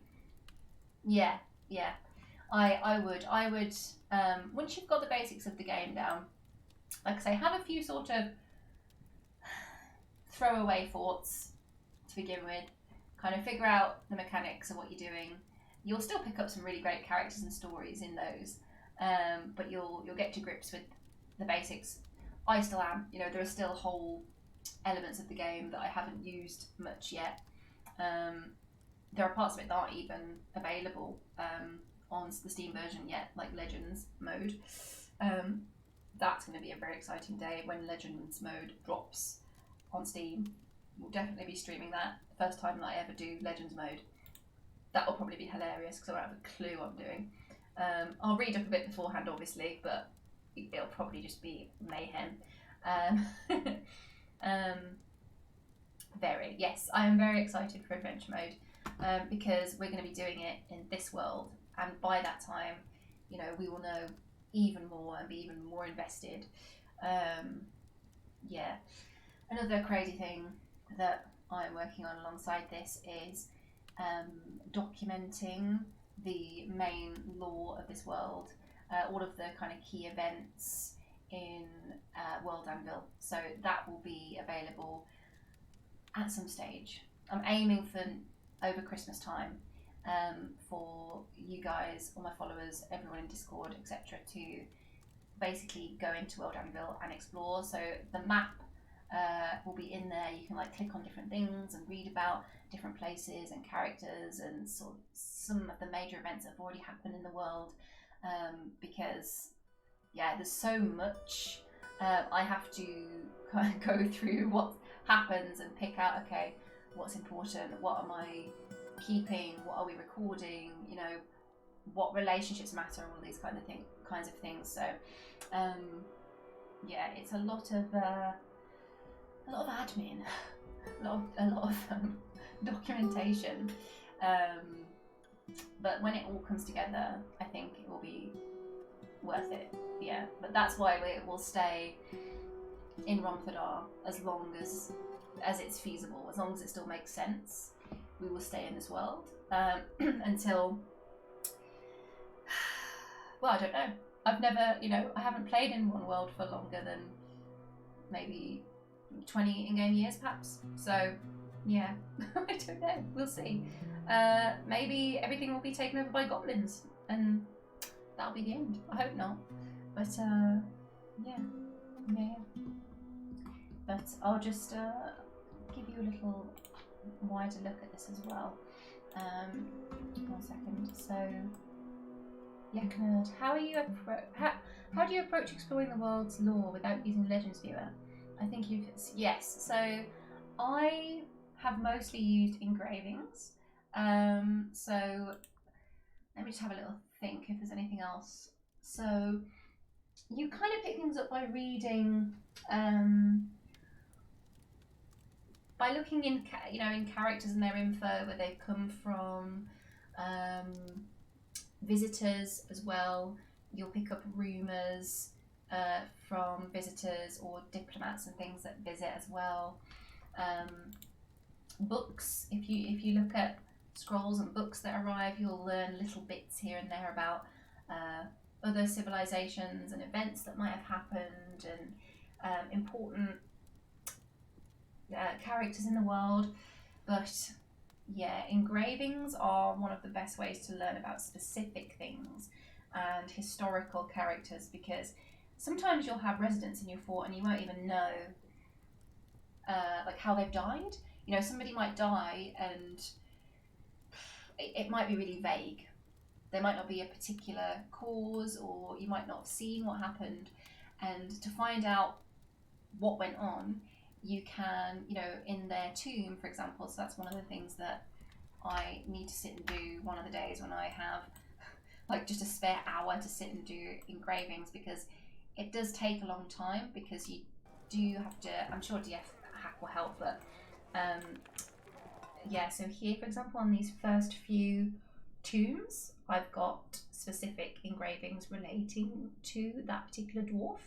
So, for example, here we have Bim. Excuse me, yawning.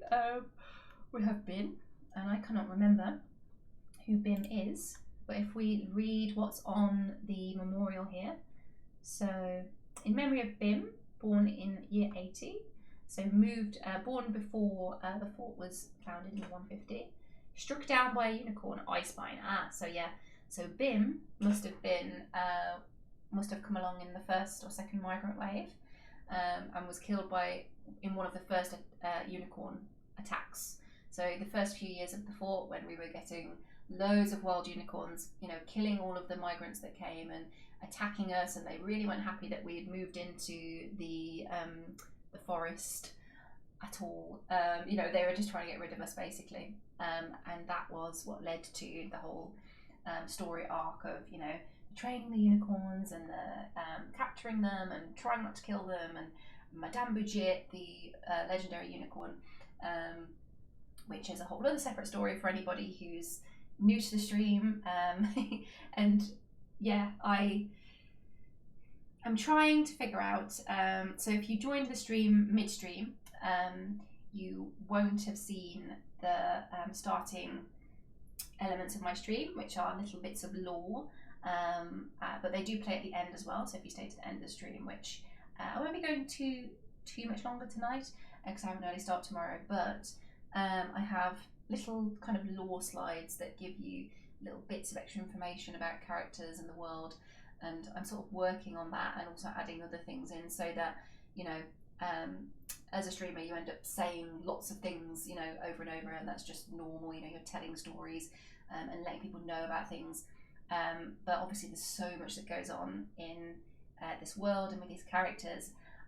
There's no way that I can tell the whole story every stream, so I keep thinking about ways that I can give you guys, so that while you're watching the stream you can maybe have a look at an overview of what's happened so far and stuff like that. So it's I'm kind of creating all that stuff at the moment, so that it's easy for you guys and anyone new that jumps into the stream to catch up or to know the main events. Yeah, so where were we with Bim? Yeah, with Bim. And she was a mother and a lover of shields apparently, which is very cute. And yeah, we have some engravings. So here you'll see an image of Tekard, the rabbit. Oh, so she had a pet rabbit. Yeah, it's kind of coming back to me now. And this was engraved by Zasset. Zasset is Asen's husband. So Asen is one of the kind of key characters, or has been one of the, she still is one of the key characters in this fort, which is why I know everything about her. Zasset was her late husband. So Tekard. Oh, so this is an engraving of Bim and her pet rabbit having a little cuddle, basically. That's adorable. So Bim had a little pet rabbit, this is an engraving of her getting killed, it seems like. Yeah, so the unicorn that killed her, which was called Icebine, striking her down, unfortunately. Yeah, relates to the killing of Bim in 151, so it tells us how she died. Yeah, sadly you will get repeats because you can't choose specifically, but this is how you get little extra bits out, basically. Just engrave stuff. And if you want to get really deep into it, you can save it, you can do a bunch of engravings, and then you can just reload the save, and you'll get different things out, and you can learn quite a lot by doing that. And obviously it means you don't have to engrave huge areas in your fort and things. I think there's probably other ways of doing things, and I think with DF hack and stuff like that you can find other things out in more efficient ways, but as far as I've done it so far, it's mainly been through engravings. Yeah, that's so beautiful. You decorate tombs like that. Oh, thank you. I don't think so the idea was actually originally one of my friends gave me the idea. Yeah. Yeah, I think he gave me a lesson on tombs, taught me all about tombs, and said that he liked to engrave things in the tombs and find out more about them. So yeah, he taught me a lot. And I think it's nice to, it's very time consuming. As you can see, there are lots of tombs, unfortunately, here in this fort. We're into year 19, so we've been going a little while, but There's a lot here. Speaking of tombs though, we need to do one for our chief medical dwarf, don't we? So I think our medical dwarves from now on should probably have their own, you know, we should do something a little bit special for them, but in particular Abu's, because she was our chief medical dwarf for quite a long time. So I think she deserves it, and also for poor Deduk, her boyfriend, because we're very sad for Deduk because he's had a hard life. Although, to be honest, Abu's was quite a harsh lady. she was a very tough lady, so I don't think she was probably the, you know, let's have a cuddle kind of girlfriend. That's not the vibe that I got from her. Okay, decisions. How do we lay it out? Where do we put it? If we have a little section for our medical dwarves, we could do, if we go up here, perhaps. We could do, let's little layout, laying things out as always.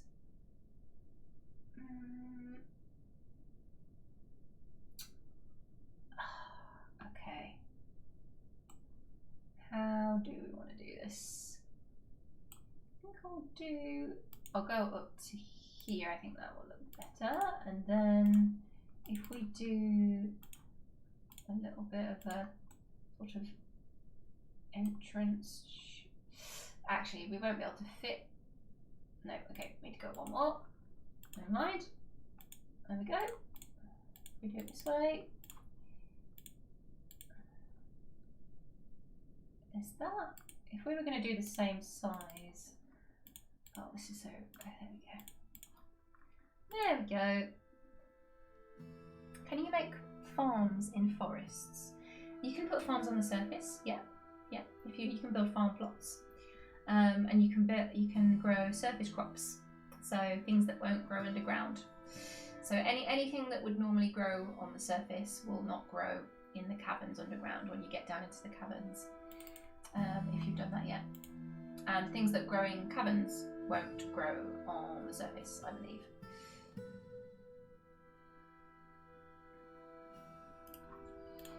Okay, so what I actually want to do is make a little sort of entrance chamber area. There we go. And then go on like that, I think.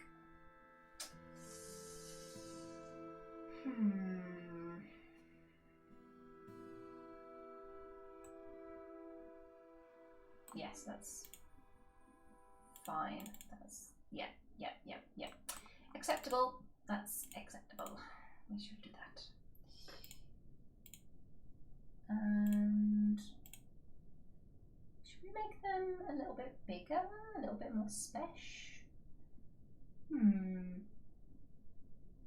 These are dwarves that save lives. You know, I feel like they're kind of VIP. They are kind of VIP. So,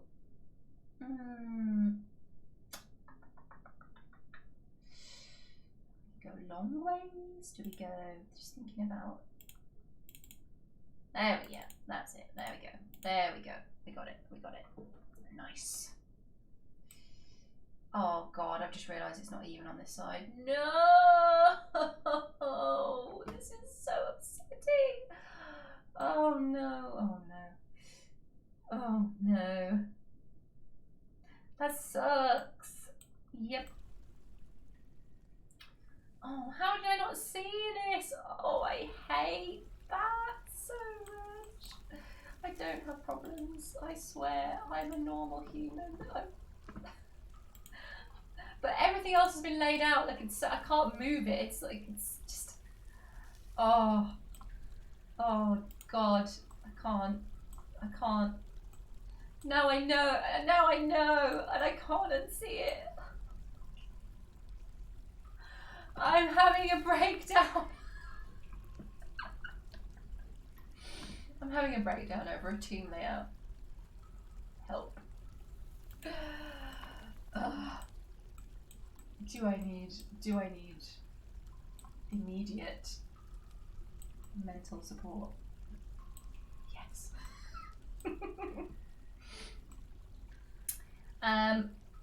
So yeah, I don't know what to do. We can stick with that, but if we do, we could adjust it here, and then this would be a different size tomb. But I hate that, kind of. But that might be the way to do it. Yeah, okay. Alright, we're getting lost in, yeah.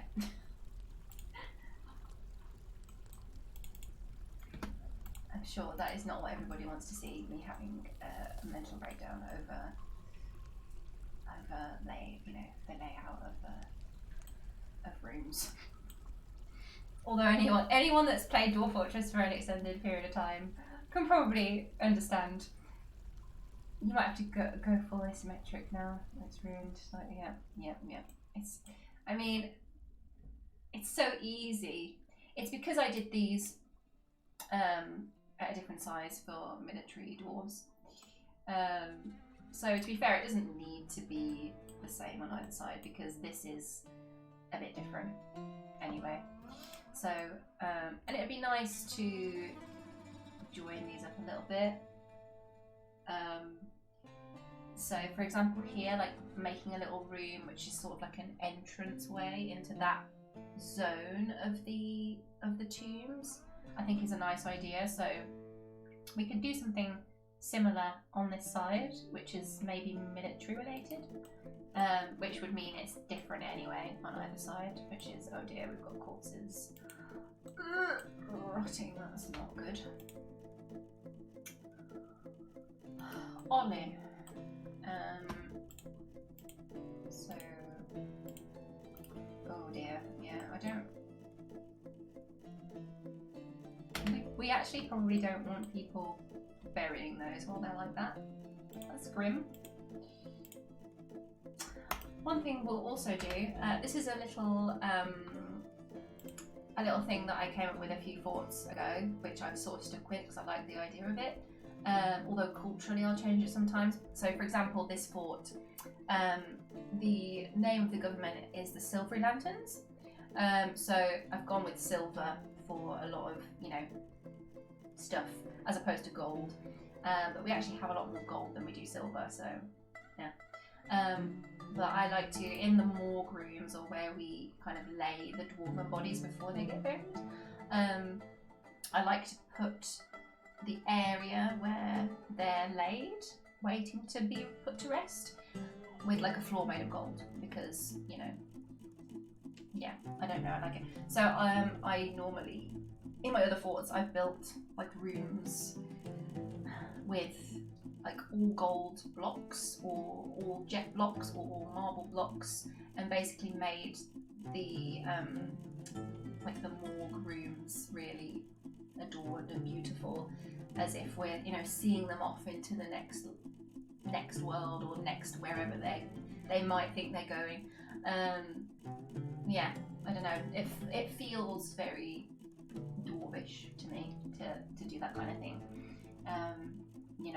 So we really need to deal with this because it's basically just an unsmoothed dugout room. It's no, that's not really good enough. That's not how we roll around here. I don't actually know what that is. Cassiterite?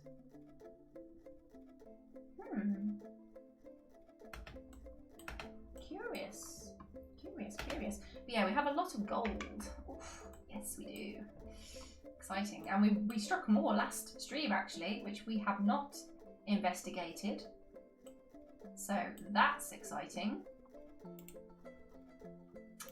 Let's see. What could we and should we be melting? We should be melting things anyway. Let's do a quick little save here. Yes. hope you're having a lovely day, morning, afternoon, evening, whatever time it is, where you are. Let me know. Let me know where you're watching from. I know a lot of you guys are US based on Twitch info and so on. But it's nice to know. I like hearing what you're up to.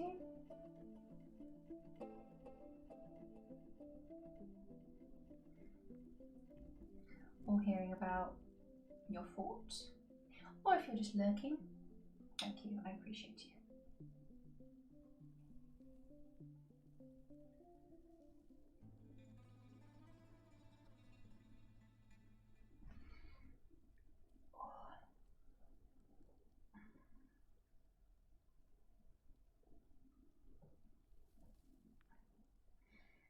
Take care.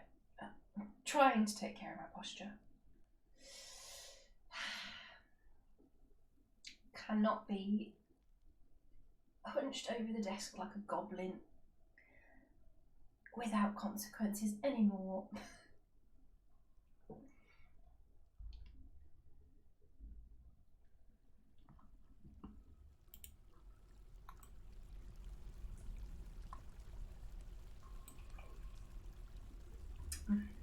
One of my favourite things, actually, about seeing other people play Dwarf Fortress or seeing screenshots of other people's forts is seeing how other people lay stuff out or plan things or you know, just I think it's such an interesting little look into someone else's brain because everyone does it so differently, and you can always tell who's been playing Dwarf Fortress for a really long time, because they'll normally build things really efficiently, really close together, or you know they're sort of the more min-max characters, players. But I find it really fascinating to see the different styles and tactics that people use, because with it being such a creative game in a sense, or you know, with all the options that you've got to create things in your own way and style them and design them, and lay them out, they can be so unique. I really enjoyed that. I really like seeing, there's a little section in the Discord, a couple of channels that are specifically for, you know, screenshots of your forts or sharing things from your games. I find it really interesting. Really, really interesting. Right, so we've got some stuff melting.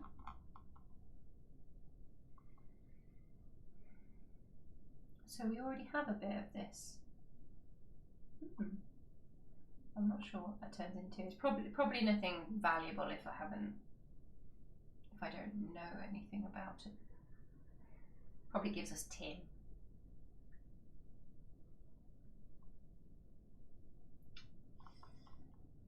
Yep, so we've smelted all the gold. We have smelted all the gold. But we will make, we'll make some blocks. Now, how do we do this again?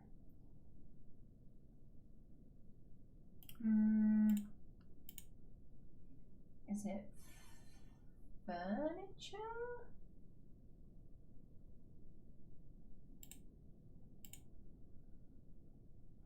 Ah, furniture. Make gold blocks. Yes. How many do we want? In fact, let's see how many we get out of one bar of gold. Hopefully it's a good number. Hopefully not, it wouldn't be one, that's ridiculous. At least two, surely.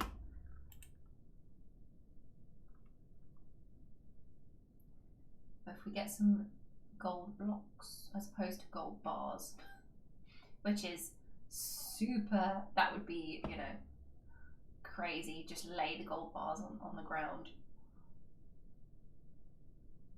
Very dwarven though. It'd be fun if you could make a giant pile of gold coins to attract your dragon. Yes, so we are going to start minting some new coins soon. But, you know, if that did work, I'd need to be prepared. So I have thought about it. But yeah, I think it would be fun if kind of moving up towards Christmas and the New Year, you know, we could get that stuff done. I don't know how Mega Beasts.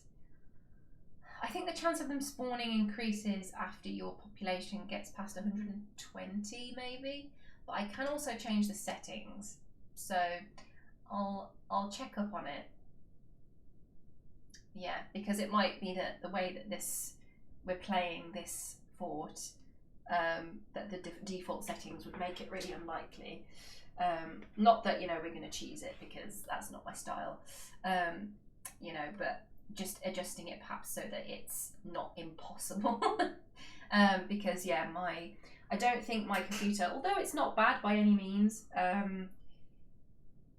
yeah, Dwarf Fortress is such a chunky game that I think if we go up past maybe 120, 150 pop, in forts in the past it did start to struggle a little bit, but then also I'll have DF hack installed soon, so that will also help. Yeah, we'll see. Metal and wood bars convert to 4 blocks. Nice, thank you.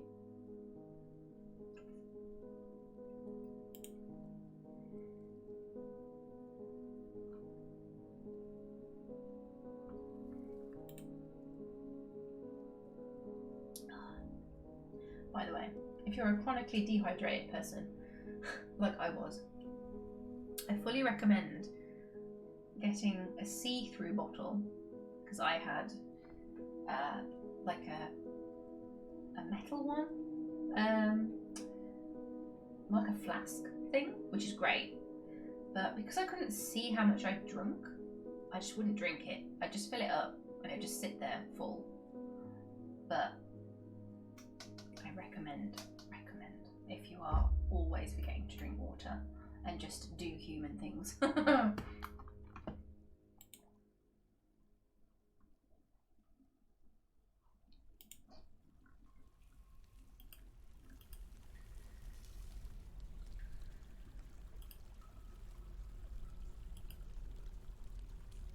Autumn has come.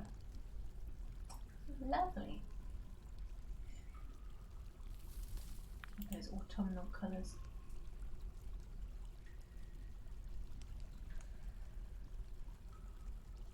Did someone come and take them already? That was quick. That was efficient.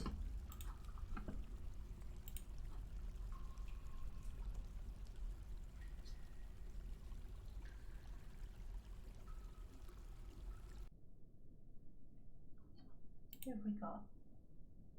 What's this?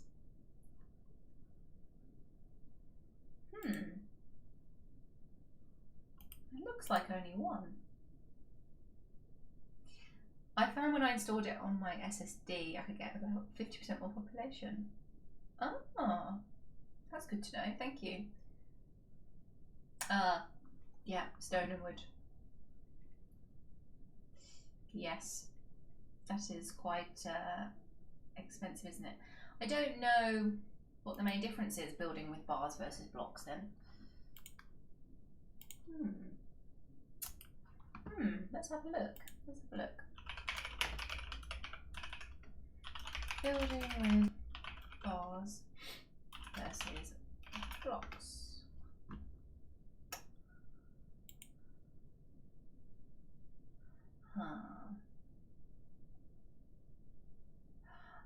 Oh, okay. So if you build something out of logs, the log is still there. If you build out of raw stones, the stones are still there. Wait. Huh?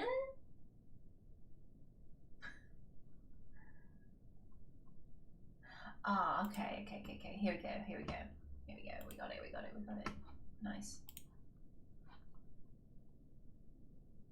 Oh, they just take less time to haul.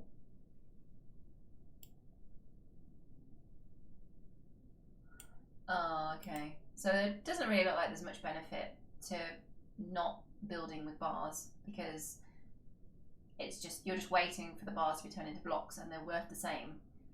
And yeah.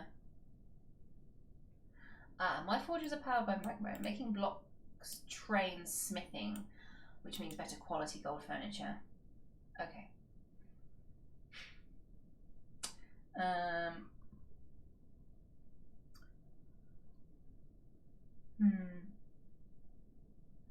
How exactly would they take less time to haul? Okay, yeah.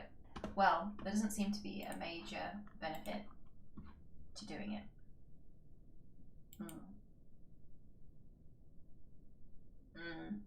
Yeah, so that little thread that I just looked at seemed to say that, at least, I mean, that was quite an old thread, so maybe it's changed. Hey, Shady, welcome. Lovely to have you here. Thank you for stopping by. How's your day going? Do you play DF? All these questions. The questions I want to ask every single person that joins the stream is always, hey, how's your day going? What's up? Do you play DF? How long have you played DF? What's going on in your fort? Tell me everything. But yeah, that little thread that I just looked at, Yeknud, is seems to say on Bay 12 forums that metal bars and blocks are worth the same. So it's a bit of a toss up, like, is it actually worth turning them into blocks to build things? I don't know. I'm pretty sure in the past I've used bars, just... Oh dear. Everybody's very grumpy, but then we have just gone through a rather traumatic event, so... Besmar. Where are you?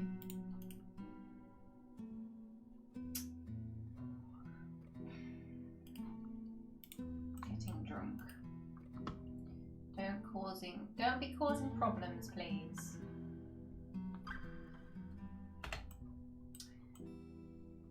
But yeah, we did just lose quite a few dwarves. So sad. Sad times. Okay, nobody's come to... Feather tree eggs! Confirmed! I mean, there are so many feather trees everywhere, like I can't believe I haven't actually just seen them. Like, it's because they look like limes, I suppose. Or whatever else we've got around here. Just assumed they were feather tree eggs. Can we collect them? Are they actually edible?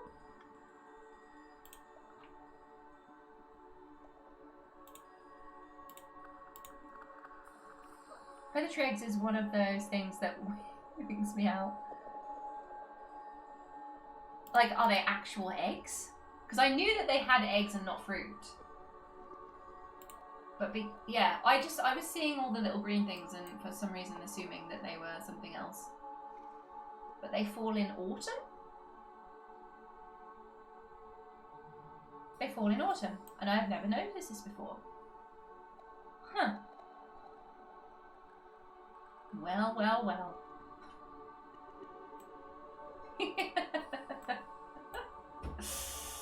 Get it. I love it. Come and gather those weird eggs.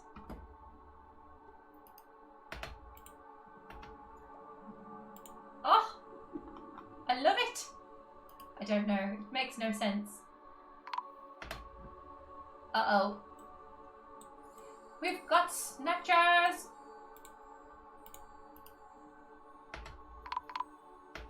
Oh, look at them just... Were they in the trees? Oh, you are so dead. I say we just catch them and... Oh wait, it didn't work last time. For some reason the cage traps don't trigger. Why are you not training at all? I think we should have you on monthly orders. Yes. But you guys are training, so we'll send you.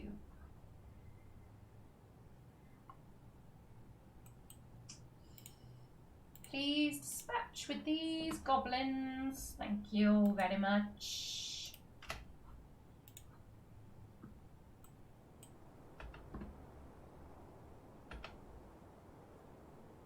Oh.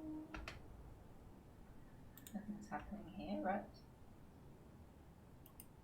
And nobody suspects anything. Nobody suspects. Oh. Are we firing on them already? What is this? Do we have a Mark's Dwarf? Accidentally? Oh, just hanging out, okay. Now, nobody fall in the water, please. Nobody fall in the water, please. Thank you. Nobody drown. Have they gone? They've scarpered. They've scarpered. Nasty little goblins. Peregrine falcon, of course. What are you doing? Wait, are they climbing up into the trees?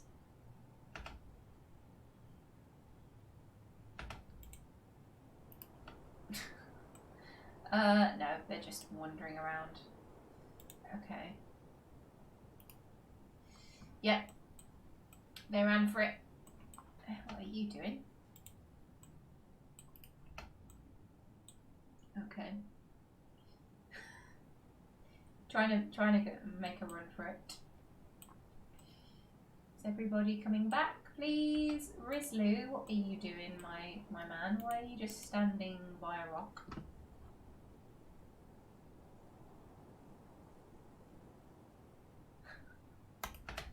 Are you okay?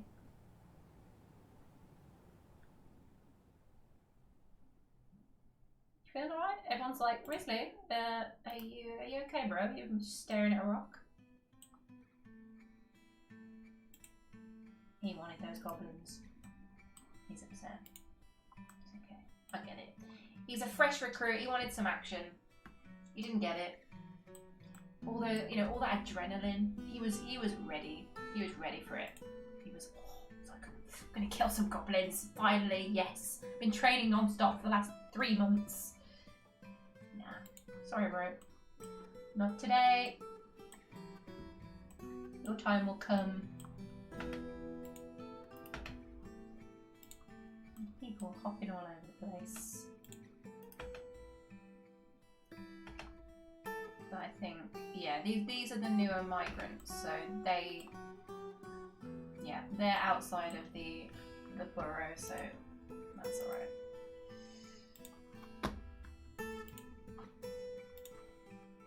Because there's nothing worse than realising that some of your most important favourite dwarves are just running around in the caverns or in the forest where they shouldn't be, and then you get the horrible alert that they've been killed by a squirrel or something.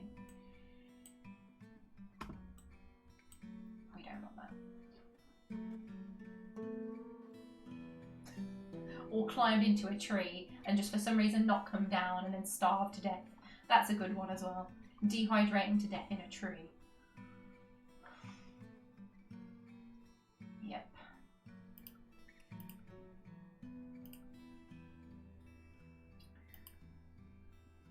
Oh, Domas cooking up a storm. Yum, yum, yum.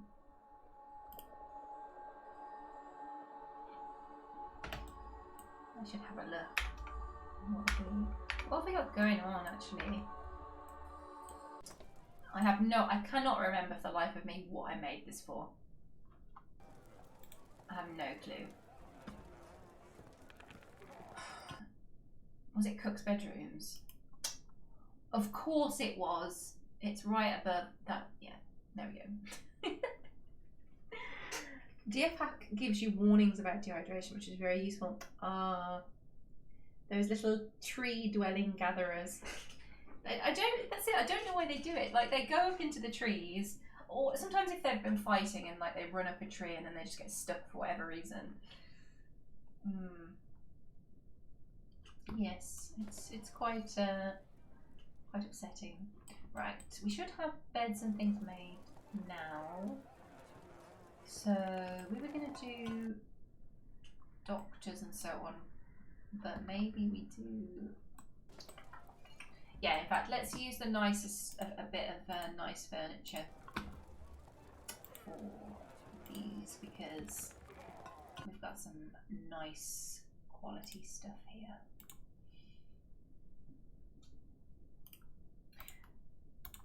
Tell a lie, the doctor's stuff can be made of something else because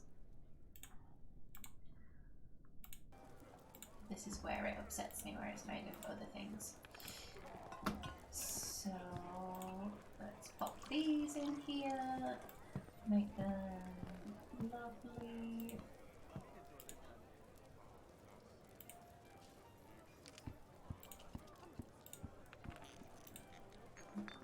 And these are all. So I always forget the name of the top one. Is it Exceptional at the top? No, Masterpiece, isn't it? So Masterpiece and Exceptional. For gatherers, someone pulls their stepladder away. You're that's hilarious. Oh my god. So they're up in the tree and then their bestie just like yoink. Goodbye, Bob. I saw you look at my girlfriend in the tavern. I saw you eyeing her up. I think I'll have your stepladder, mate. I think you're going to be staying in that tree. I saw you checking out my wife over that plate of minced dog meat. I just knocked away all the stepladders. They're evil.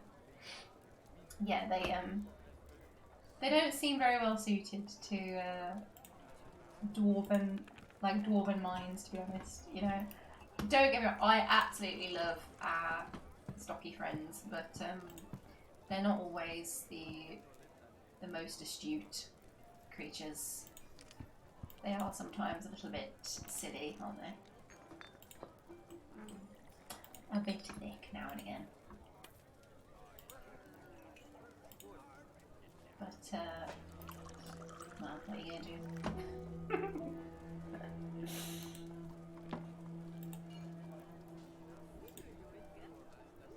Alright, what have we got? We have absolutely zilch.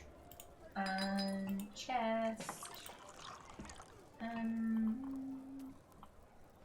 few maple chests. Oh, there's just everything in the world. Okay. So, how many have we got? 2, 4, 6, 8, 10, 12, 14. Okay.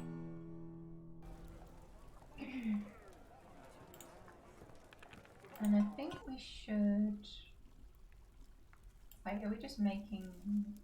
No, we're making maple beds. Very good, very good. Bookcases, tables, chairs, bins, cabinets. Do we still have it? Yes, we do. Nice. How many did we want? We wanted 14 of these. And then we need 13 chests. 11. 11. Maple chests. Beautiful. Right on the way. Look at him go. So efficient. Honestly, he's whoever that little guy is. I know who I mean. Our carpenter. In yellow. Where's in yellow? Mebzuth, he is an efficient little guy. Oh. Okay.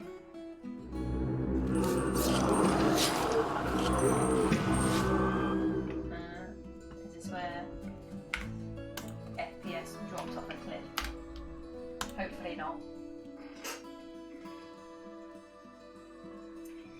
Yeah, what else do they use step ladders for then? Because obviously collecting fruit, getting up to... Do they use them to get up to other higher areas? Kira, hello! Lovely to see you. Lovely to see you. Welcome. How's your day going? Where are you? Is it your morning? Is it your evening? Won't be going too much later this evening. Probably finishing up quite soon. So I am cream crackered, as we say here in the gorgeous United Kingdom. Not so gorgeous at the moment. Very cold. Although I did have snow the other night. That was nice. Saw some of your 4 videos. Really cool. Thank you. Which ones? Were you watching stuff on the like VODs? Was it VODs on YouTube or? Because to be honest, because I don't currently have the stream files saved, which I need to do because I don't have the space to store them. I need to get an external drive or sort something out so that I have them as files. I thought, oh well, you know, I'll upload all the VODs to YouTube. And I've had some really lovely, like I've had people mention specifically that they enjoyed just watching the VODs on YouTube, or people message me and say say stuff about them, which has been really nice because I wasn't expecting it really. I thought, who's going to watch a 4-hour, you know, DF VOD on YouTube? But to be honest, I get it because it is sometimes just nice. I enjoy putting stuff on in the background. Yeah, so. Aw, thanks. I'm glad. Yeah, well, generally things are pretty chill, so on the stream, unless we start off like we did today, where it was just mayhem the whole time, and just blood and death and gore everywhere, and people getting stabbed in the face by unicorns in every direction. But yeah, that's just how it is sometimes. Cabin dwellers. Can we see them on here? No. Oh, a giant cave swallow! I want it! They're so pretty! So, my dear friend, who got me into this game in the first place, he was, before he got busy and moved far away, he was learning, oh god, oh please make a stop, make a stop. Thank you. That's the first thing I would mod, is change that noise because it's horrendous. Wait a second, I was promised DF and chill. There was little to no chill. I'm sorry, I do what I can. But the dwarves, like they're the ones that are really in charge, to be honest. Like I'm just here to facilitate, you know, to tell their story. That's my job. I'm basically the translator of dwarf to everybody else. You know, I'm meant to be managing and kind of controlling what they're doing, but nobody, no, they do what they want. That's a fallacy. Sorry. Yeah, can we? There must be a setting. It's horrendous. We'll look at that in a second. But adamantine. I have literally one piece of adamantine somewhere. It's one single piece, which I don't know what we're going to use it for.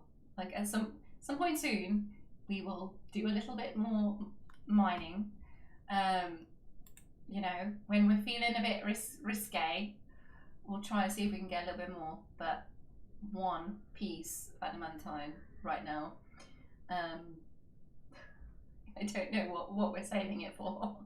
I feel like if we were going to give it to anyone, you know, the Queen would probably demand it, but she already has a really cool weapon because she was given a weapon that we found in the caverns.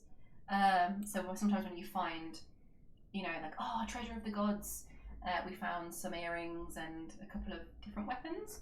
One of those was a dagger that the Queen has, and she is now a legendary fighter with it as well, which is very cool. Asen trained her herself. So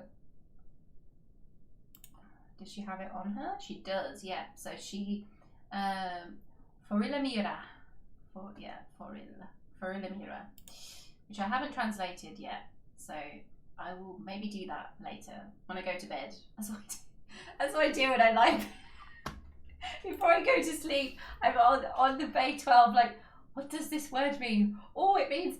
I was so happy when I the other day I translated the name of Asen's warhammer, which I did not assign to her. She picked the weapon herself when I added her into her new little military squad, which is where she trains the Queen. So it's just the two of them, and she chose that weapon, and she must have given it that name, Odemis.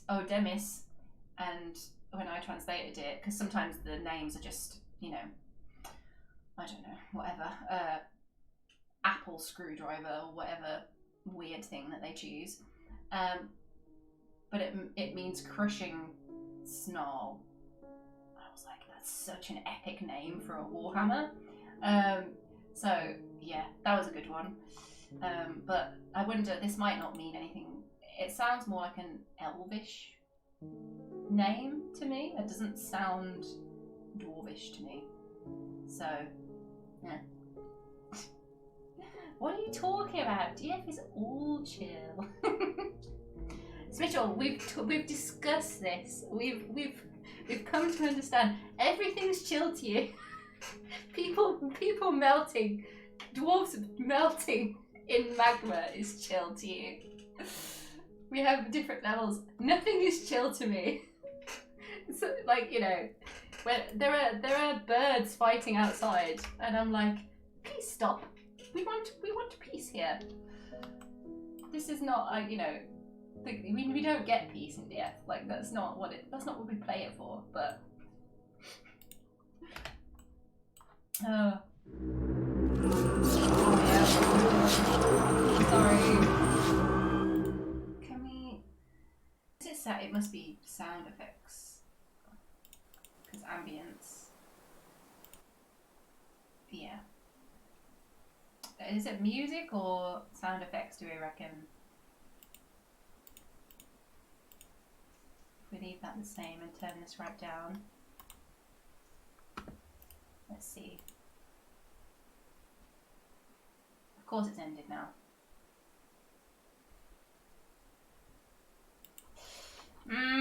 Typical.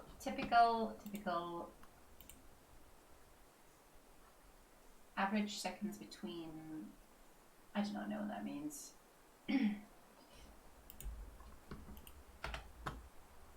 I shall investigate.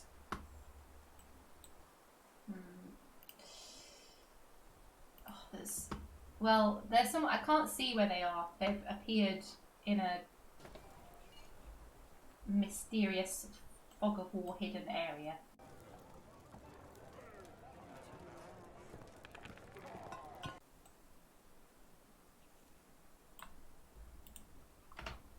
And one of the things that I really want to do with the shortcuts with DF and whatnot is shortcut to this screen, because I think this screen is actually one of the most useful screens.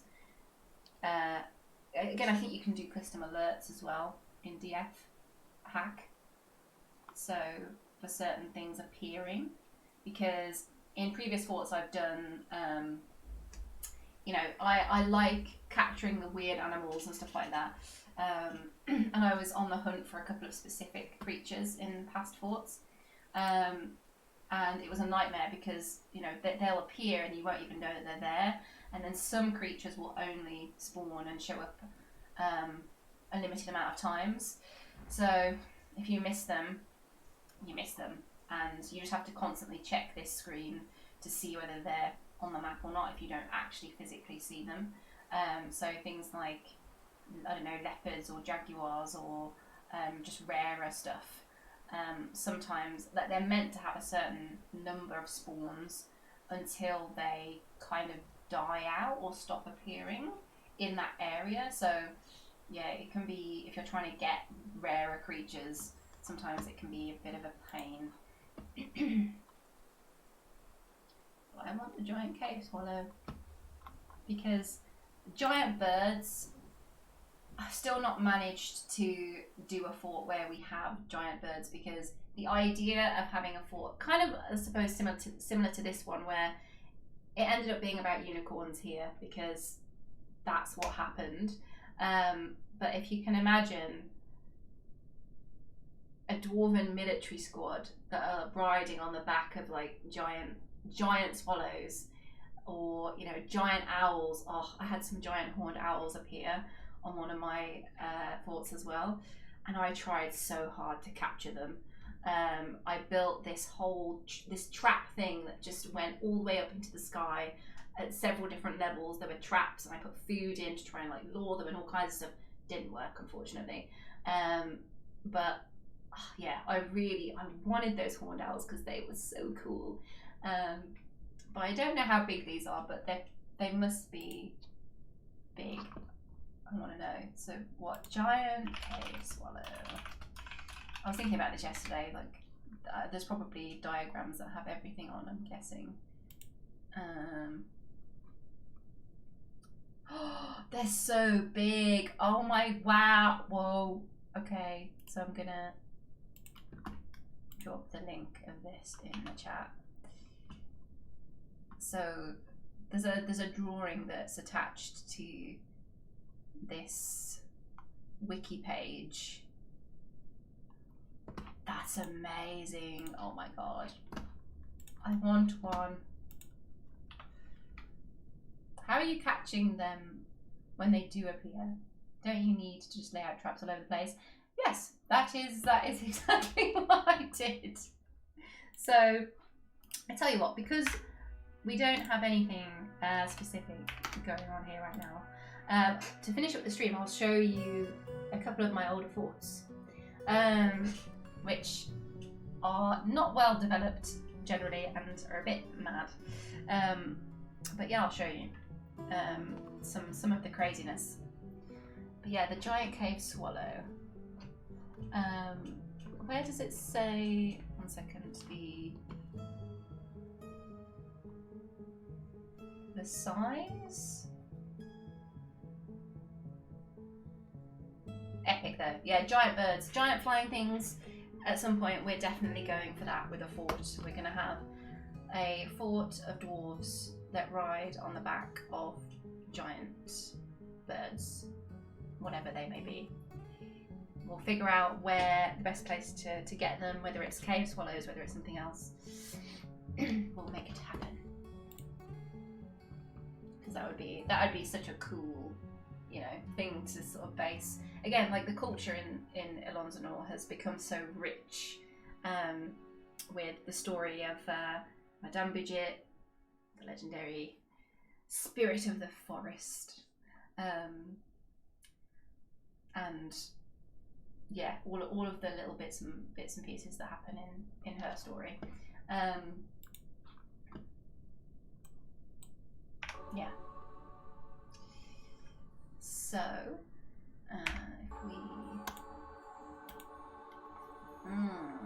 let's have a little think.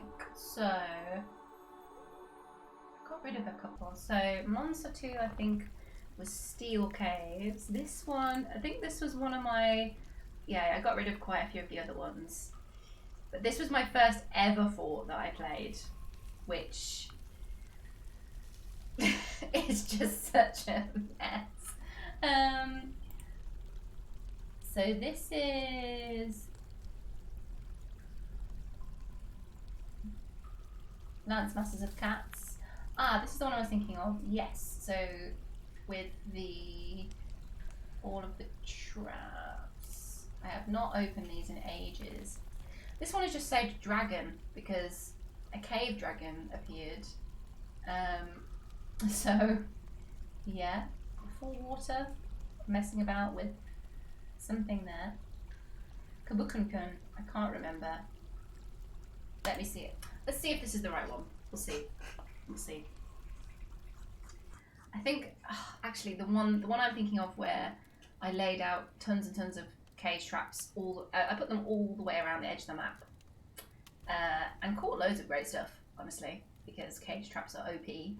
It was a jungle fort, and I think that one died of FPS death. And at the time, I kind of just left it. I didn't try and save it. It might be the one at the top of the list. Right, what have we got?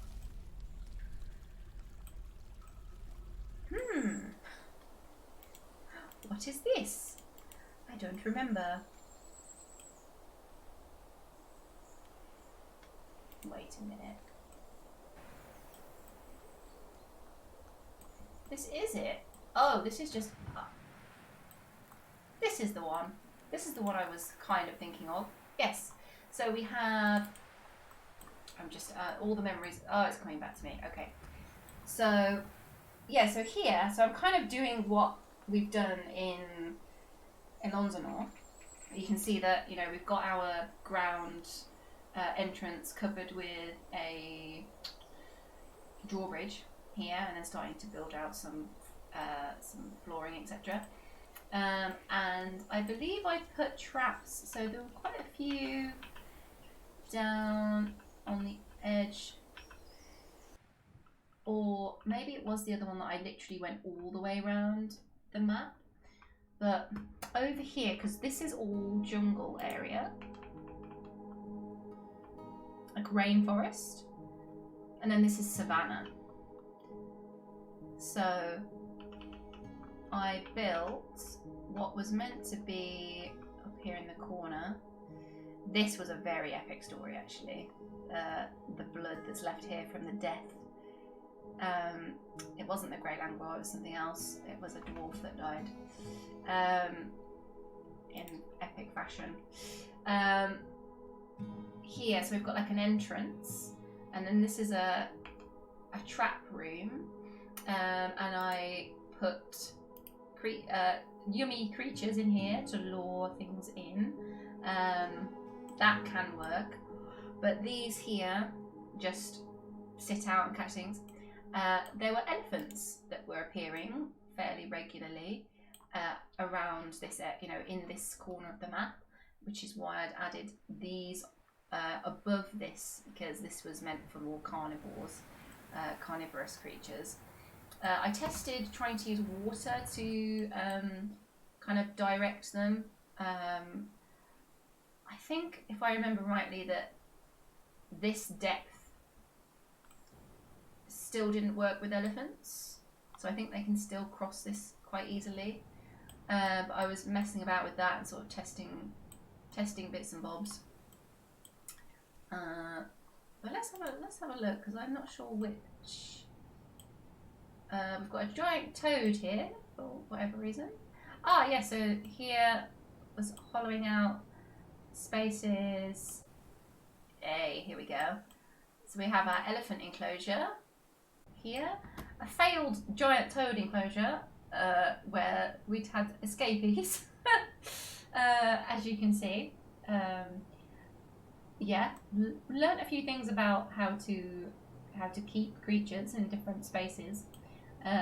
With this fort, we've just got frogs everywhere, so yeah, all right. But yes, elephants, many elephants, and we can war train elephants. So that is kind of what was going on with this particular fort, except for the cave toad madness. And going down, yeah, it's coming back to me. So a bit of a weird, messy layout with this fort, because I think this was about maybe my 4th or 5th fort, perhaps. Yeah. This is an interesting little addition actually, which we can add into Inlonzanor. A space, like a training arena room, although I didn't design it very well in this case. So somewhere to store creatures that we are going to use for practice for our military, and then we can kind of drop them over the side, or we can release them in. That was my use case for this. Or having a space where people can watch. I really like the idea, having it so that it's like an indoor coliseum almost, but I don't know how safe that would be, because you know they have to get involved. So we could use glass, perhaps. That might be fun if we did. If we built like a sunken fighting space with a layer above of windows. That would be a pretty cool idea. Building an actual coliseum would be cool, but I know that things get laggy if you build them above ground. Yeah, so living space here. A few tombs. Here's what I was kind of talking about with the adorned little resting rooms. So where they get taken to rest before they're put in their tombs, they're buried. We have this is all made of jet in this room, so pitch black. If you imagine, the pitch black walls and pitch black floor tiles, but then a slightly raised plinth made of solid gold, where they would be put to wait to be entombed, buried. Yeah, give them a nice send-off as they deserve. The stairs went a bit weird in this fort because I'm going all the way over here and then down again, which, yeah, very respectful. I like it. Yeah, well, it's the little flourishes, the little things. They add up. They add the flavour, add the spice. We're going down. Oh, okay, yeah, we dug into something there.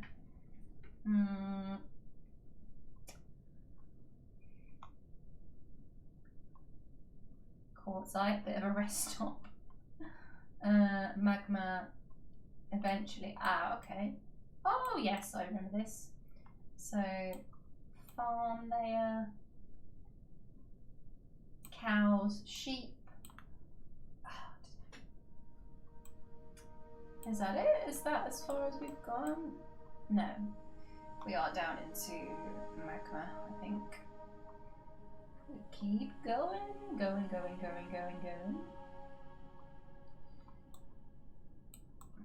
New sort of living space. Oh, yes. So secondary living space. Deeper down. God, storage. Yep. Big storage. There we go. Magma forge. Something. And then a new cemetery, I think. Yeah. Right down by the magma. Feels pretty cool. Who's this? He must have been important. Doomed rings a bell. The artwork relates to the mortal wounding of the dwarf Doomed by the Cyclops Anis. Ah, yes, this is what I was talking about. So the blood that we saw upon the surface that flew like 10 tiles diagonally. Doomed, unfortunately, was the dwarf who met his end when he ran into a Cyclops on the surface. He was out where he shouldn't have been, and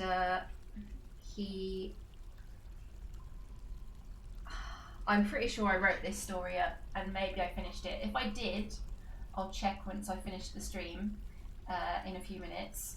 And if it is done, I will drop it into the Discord this evening. If not, I'll finish it off this weekend and drop it in, because I know that some of the older stories from my other forts are, were actually finished. Whereas a lot of stuff for Inlonzanor is I'm still working on it. But he had a pretty legendary death. A very dwarven death, let's say. But yes, very cool little story. But yeah, Kubukunkun, the Lance Masters of Cats. We have no cats, unfortunately. Yeah, I was trying to catch cats, and we haven't caught any cats yet. So, but I really like this map. This is a large size, so I don't generate anything big these days, because there's just not that much benefit, I don't think, in terms of for the improvements in performance that we get.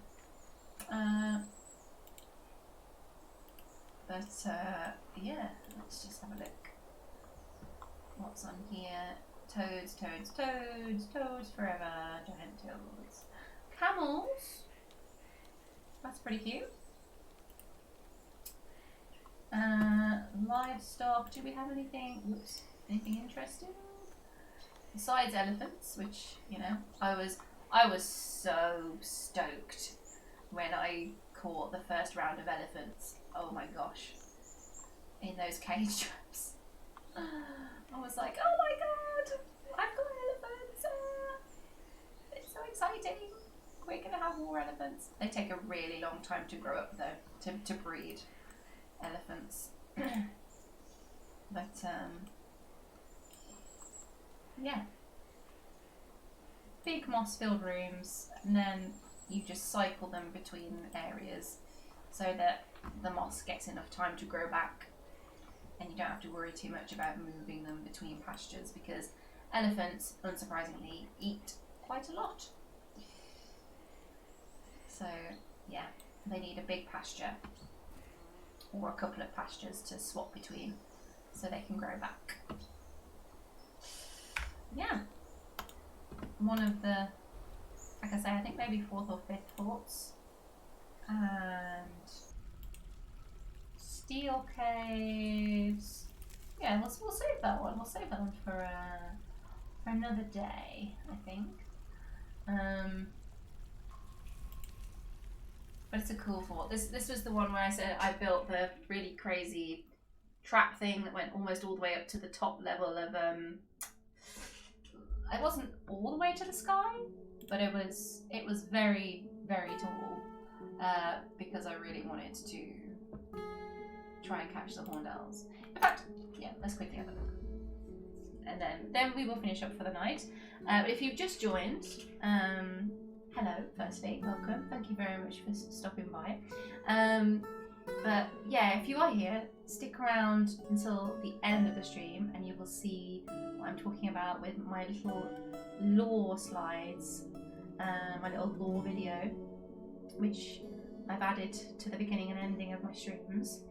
And yeah, I'm working on the format, adding to it, and as I say, I'm coming up with ways to share the lore more efficiently with you guys and with anybody that jumps into the stream, so that there's something that people can open, that they can look at, that you can see a summary, and know what's going on, because I obviously am so deeply invested in Ronthadar, the world of Ronthadar, and Inlonzanor as a fort and that world, because I know all the things about it, and I've read all of I know the stories and I know the characters, and I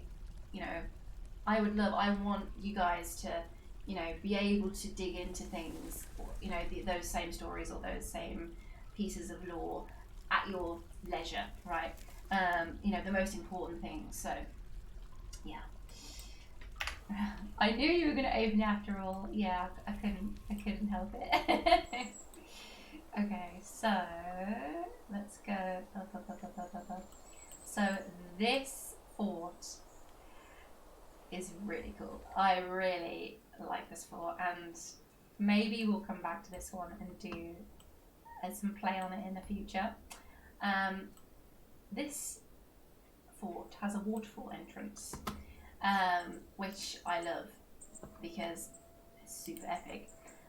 Here is the weird trap that I mentioned that has not worked to this point in time. Cage traps, random meat. The tower that just goes up, all the way. Another trap sort of zone with some meat in. I actually think so on this map it kind of bugged. So at one point there was a giant horned owl that was just stuck in the sky. There were a few of them and they didn't move. They didn't move for ages and ages and ages. They might even still be there somewhere. I don't know. But oh yeah, it goes all the way up to the top almost. So a very tall tower. This is literally just one stair wide. Because I realised that's fine. That works. Can you imagine walking up this? Can you imagine being the dwarf that has to go up those stairs to empty that cage or put that bait in there?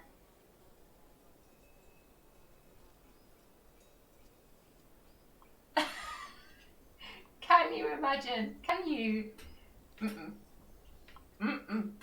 I don't care. Like, Armok can do what he wants with me. I am not going up those stairs. Heck no. This makes me think of the rocks that Krigsmost caught. Yeah. Kind of, but unfortunately my trap has yet to work. However, these traps here, which you can see just displaying across the mountain, have caught lots of things. So honestly, it's just better to just put lots of cage traps out and about all over the place, and you will catch stuff, but you will also end up with dwarves replacing cage traps constantly. So that's one thing. You do have to manage it, otherwise you end up with that just constantly going on. But yes, the location of this is awesome. So if we come down, this is the top of, not the top of a mountain. I love this map. We are, so this is like the side of a mountain, and if we come back down, we have this river that's flowing down. If we come down closer to the ground, we have two towers that are being built here, above the top of the waterfall, crashing over. This will eventually be, I want these to be like library towers, so we'll join them up in the middle and build several, a pair of towers above at the top of the waterfall. So then it crashes down over here and it goes all the way down in mud-filled rooms to the surface layer and crashes down, and then this is the main entrance to the fort here. So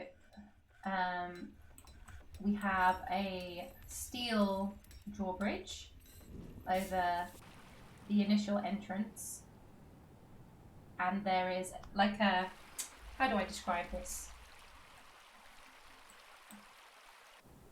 So where the river cuts into the bottom of the mountainside here, the waterfall crashes down there. We have a solid steel bridge that crosses in front, and yeah, the actual entrance to the fort on the ground level is through the waterfall with this steel bridge here, and we have a couple of again, this is steel, so there's a steel entrance sort of little pathway thing that's partway built with some statues of bears here, grizzly bears, And you'll see here on this level as well, we have our grizzly bears in here being trained, our war grizzly bears, and a few other interesting things. We've got giant chinchillas, very cool. We have cougars. These were mostly traded actually on this for this one. So jaguars, bought from elves, I think. Yeah, so some really nice, interesting creatures. But we have our military have war bears, war grizzly bears here. It's fantastic. It's very cool, isn't it? It's, yeah, got really lucky. When I first did this fort, and I saw, like, I came onto the map for the first time, and I saw that waterfall, I was excited. And you see here, these rooms, this was a nightmare. I could not figure out. So I wanted to build rooms so that, as you can see, there are windows, so that basically the water crashes down, and there's a wall of windows, and anybody in those rooms would be able to see the other side of the waterfall. But the mud, oh my god, this took just... I could not figure out why there was water still coming in. It was coming down from the ceiling. It was coming down from above.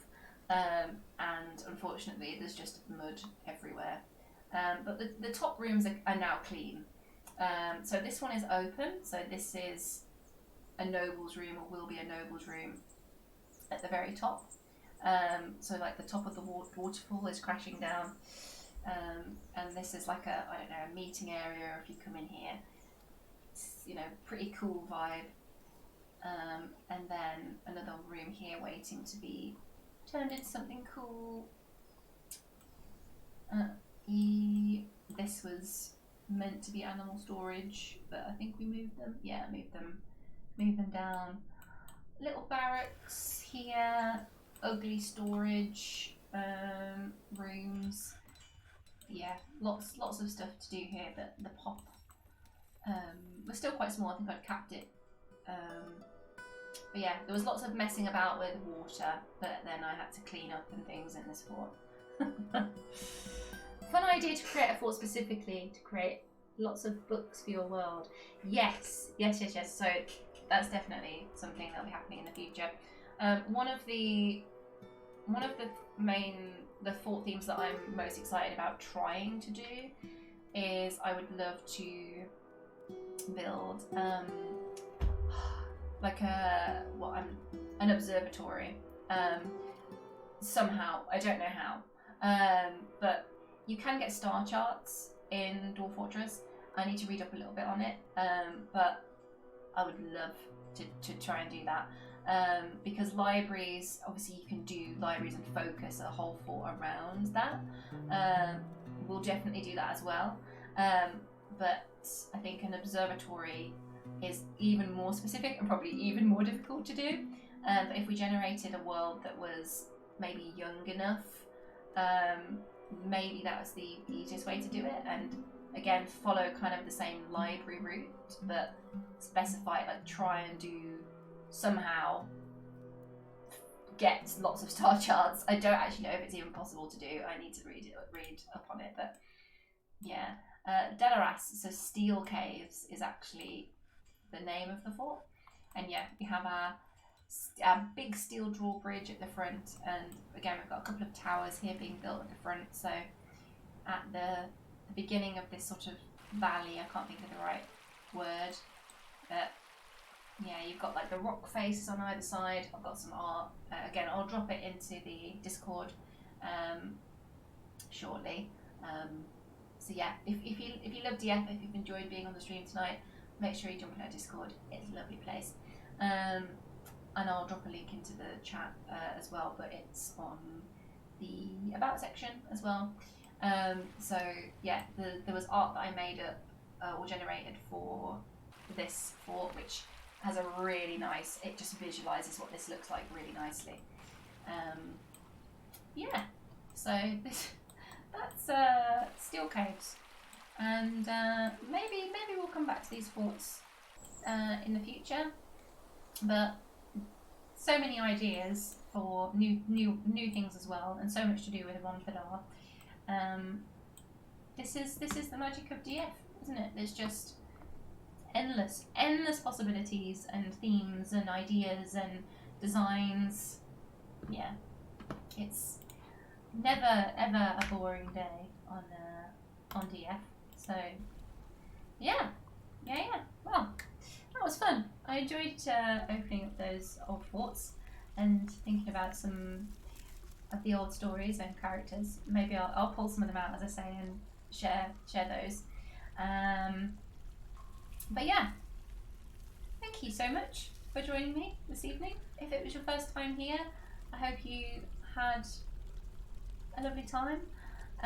If you're one of my lovely followers, thank you very much for being here, joining me this evening again. I hope you have a lovely rest of your day, evening, morning, whatever time it is, wherever you are in the world. I will be streaming again on Friday, Wednesdays, Fridays, the days at the moment. Sometimes an extra weekend Sunday. As we get closer to Christmas, when I'm off work, I'll definitely add a few extra streams in. But I have a lot of content to sort out, so yeah. I'll probably end up spending lots of time over Christmas finishing up writing stuff and finishing some of the stories that I keep mentioning that I want to share, of some of the main characters and events that have taken place in Inlonzanor, in Moonheart, doing art, working on World Anvil, writing up stuff, just admin and content forever and ever, because there's just so much. And again, that's why Dwarf Fortress is amazing, because it just gives us so many great stories. But yeah, I hope you've had a lovely time with me this evening, and I hope to see you again in my next stream. Friday, Wednesdays and Fridays. Take care. Praise Armok. Praise him. Take care of yourselves, my lovelies.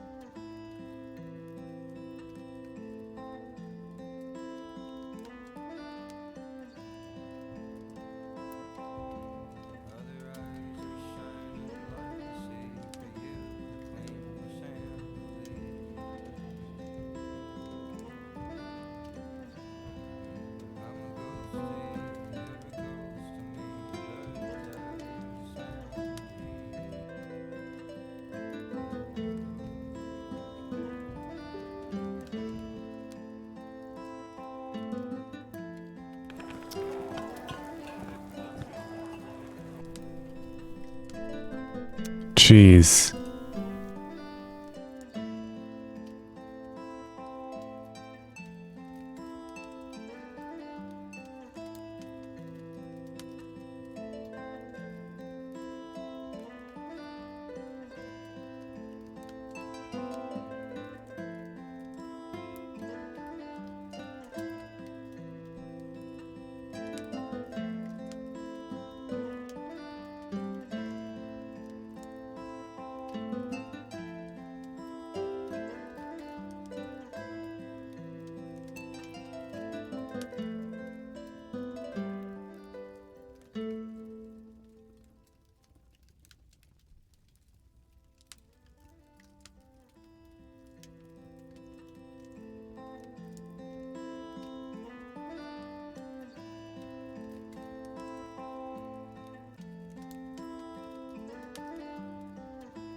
This? What's going on here? Why can't I... Why won't my miner take this job? These doors are open. There's nothing stopping a miner from getting up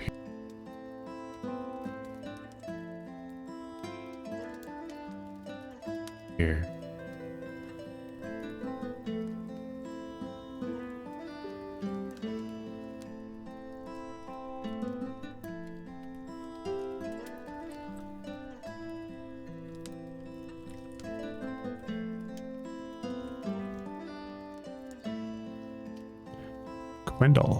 Gwendolf? Hello. This is mysterious to me. What are my miners doing? Why won't they do their job? I made it priority 1 even.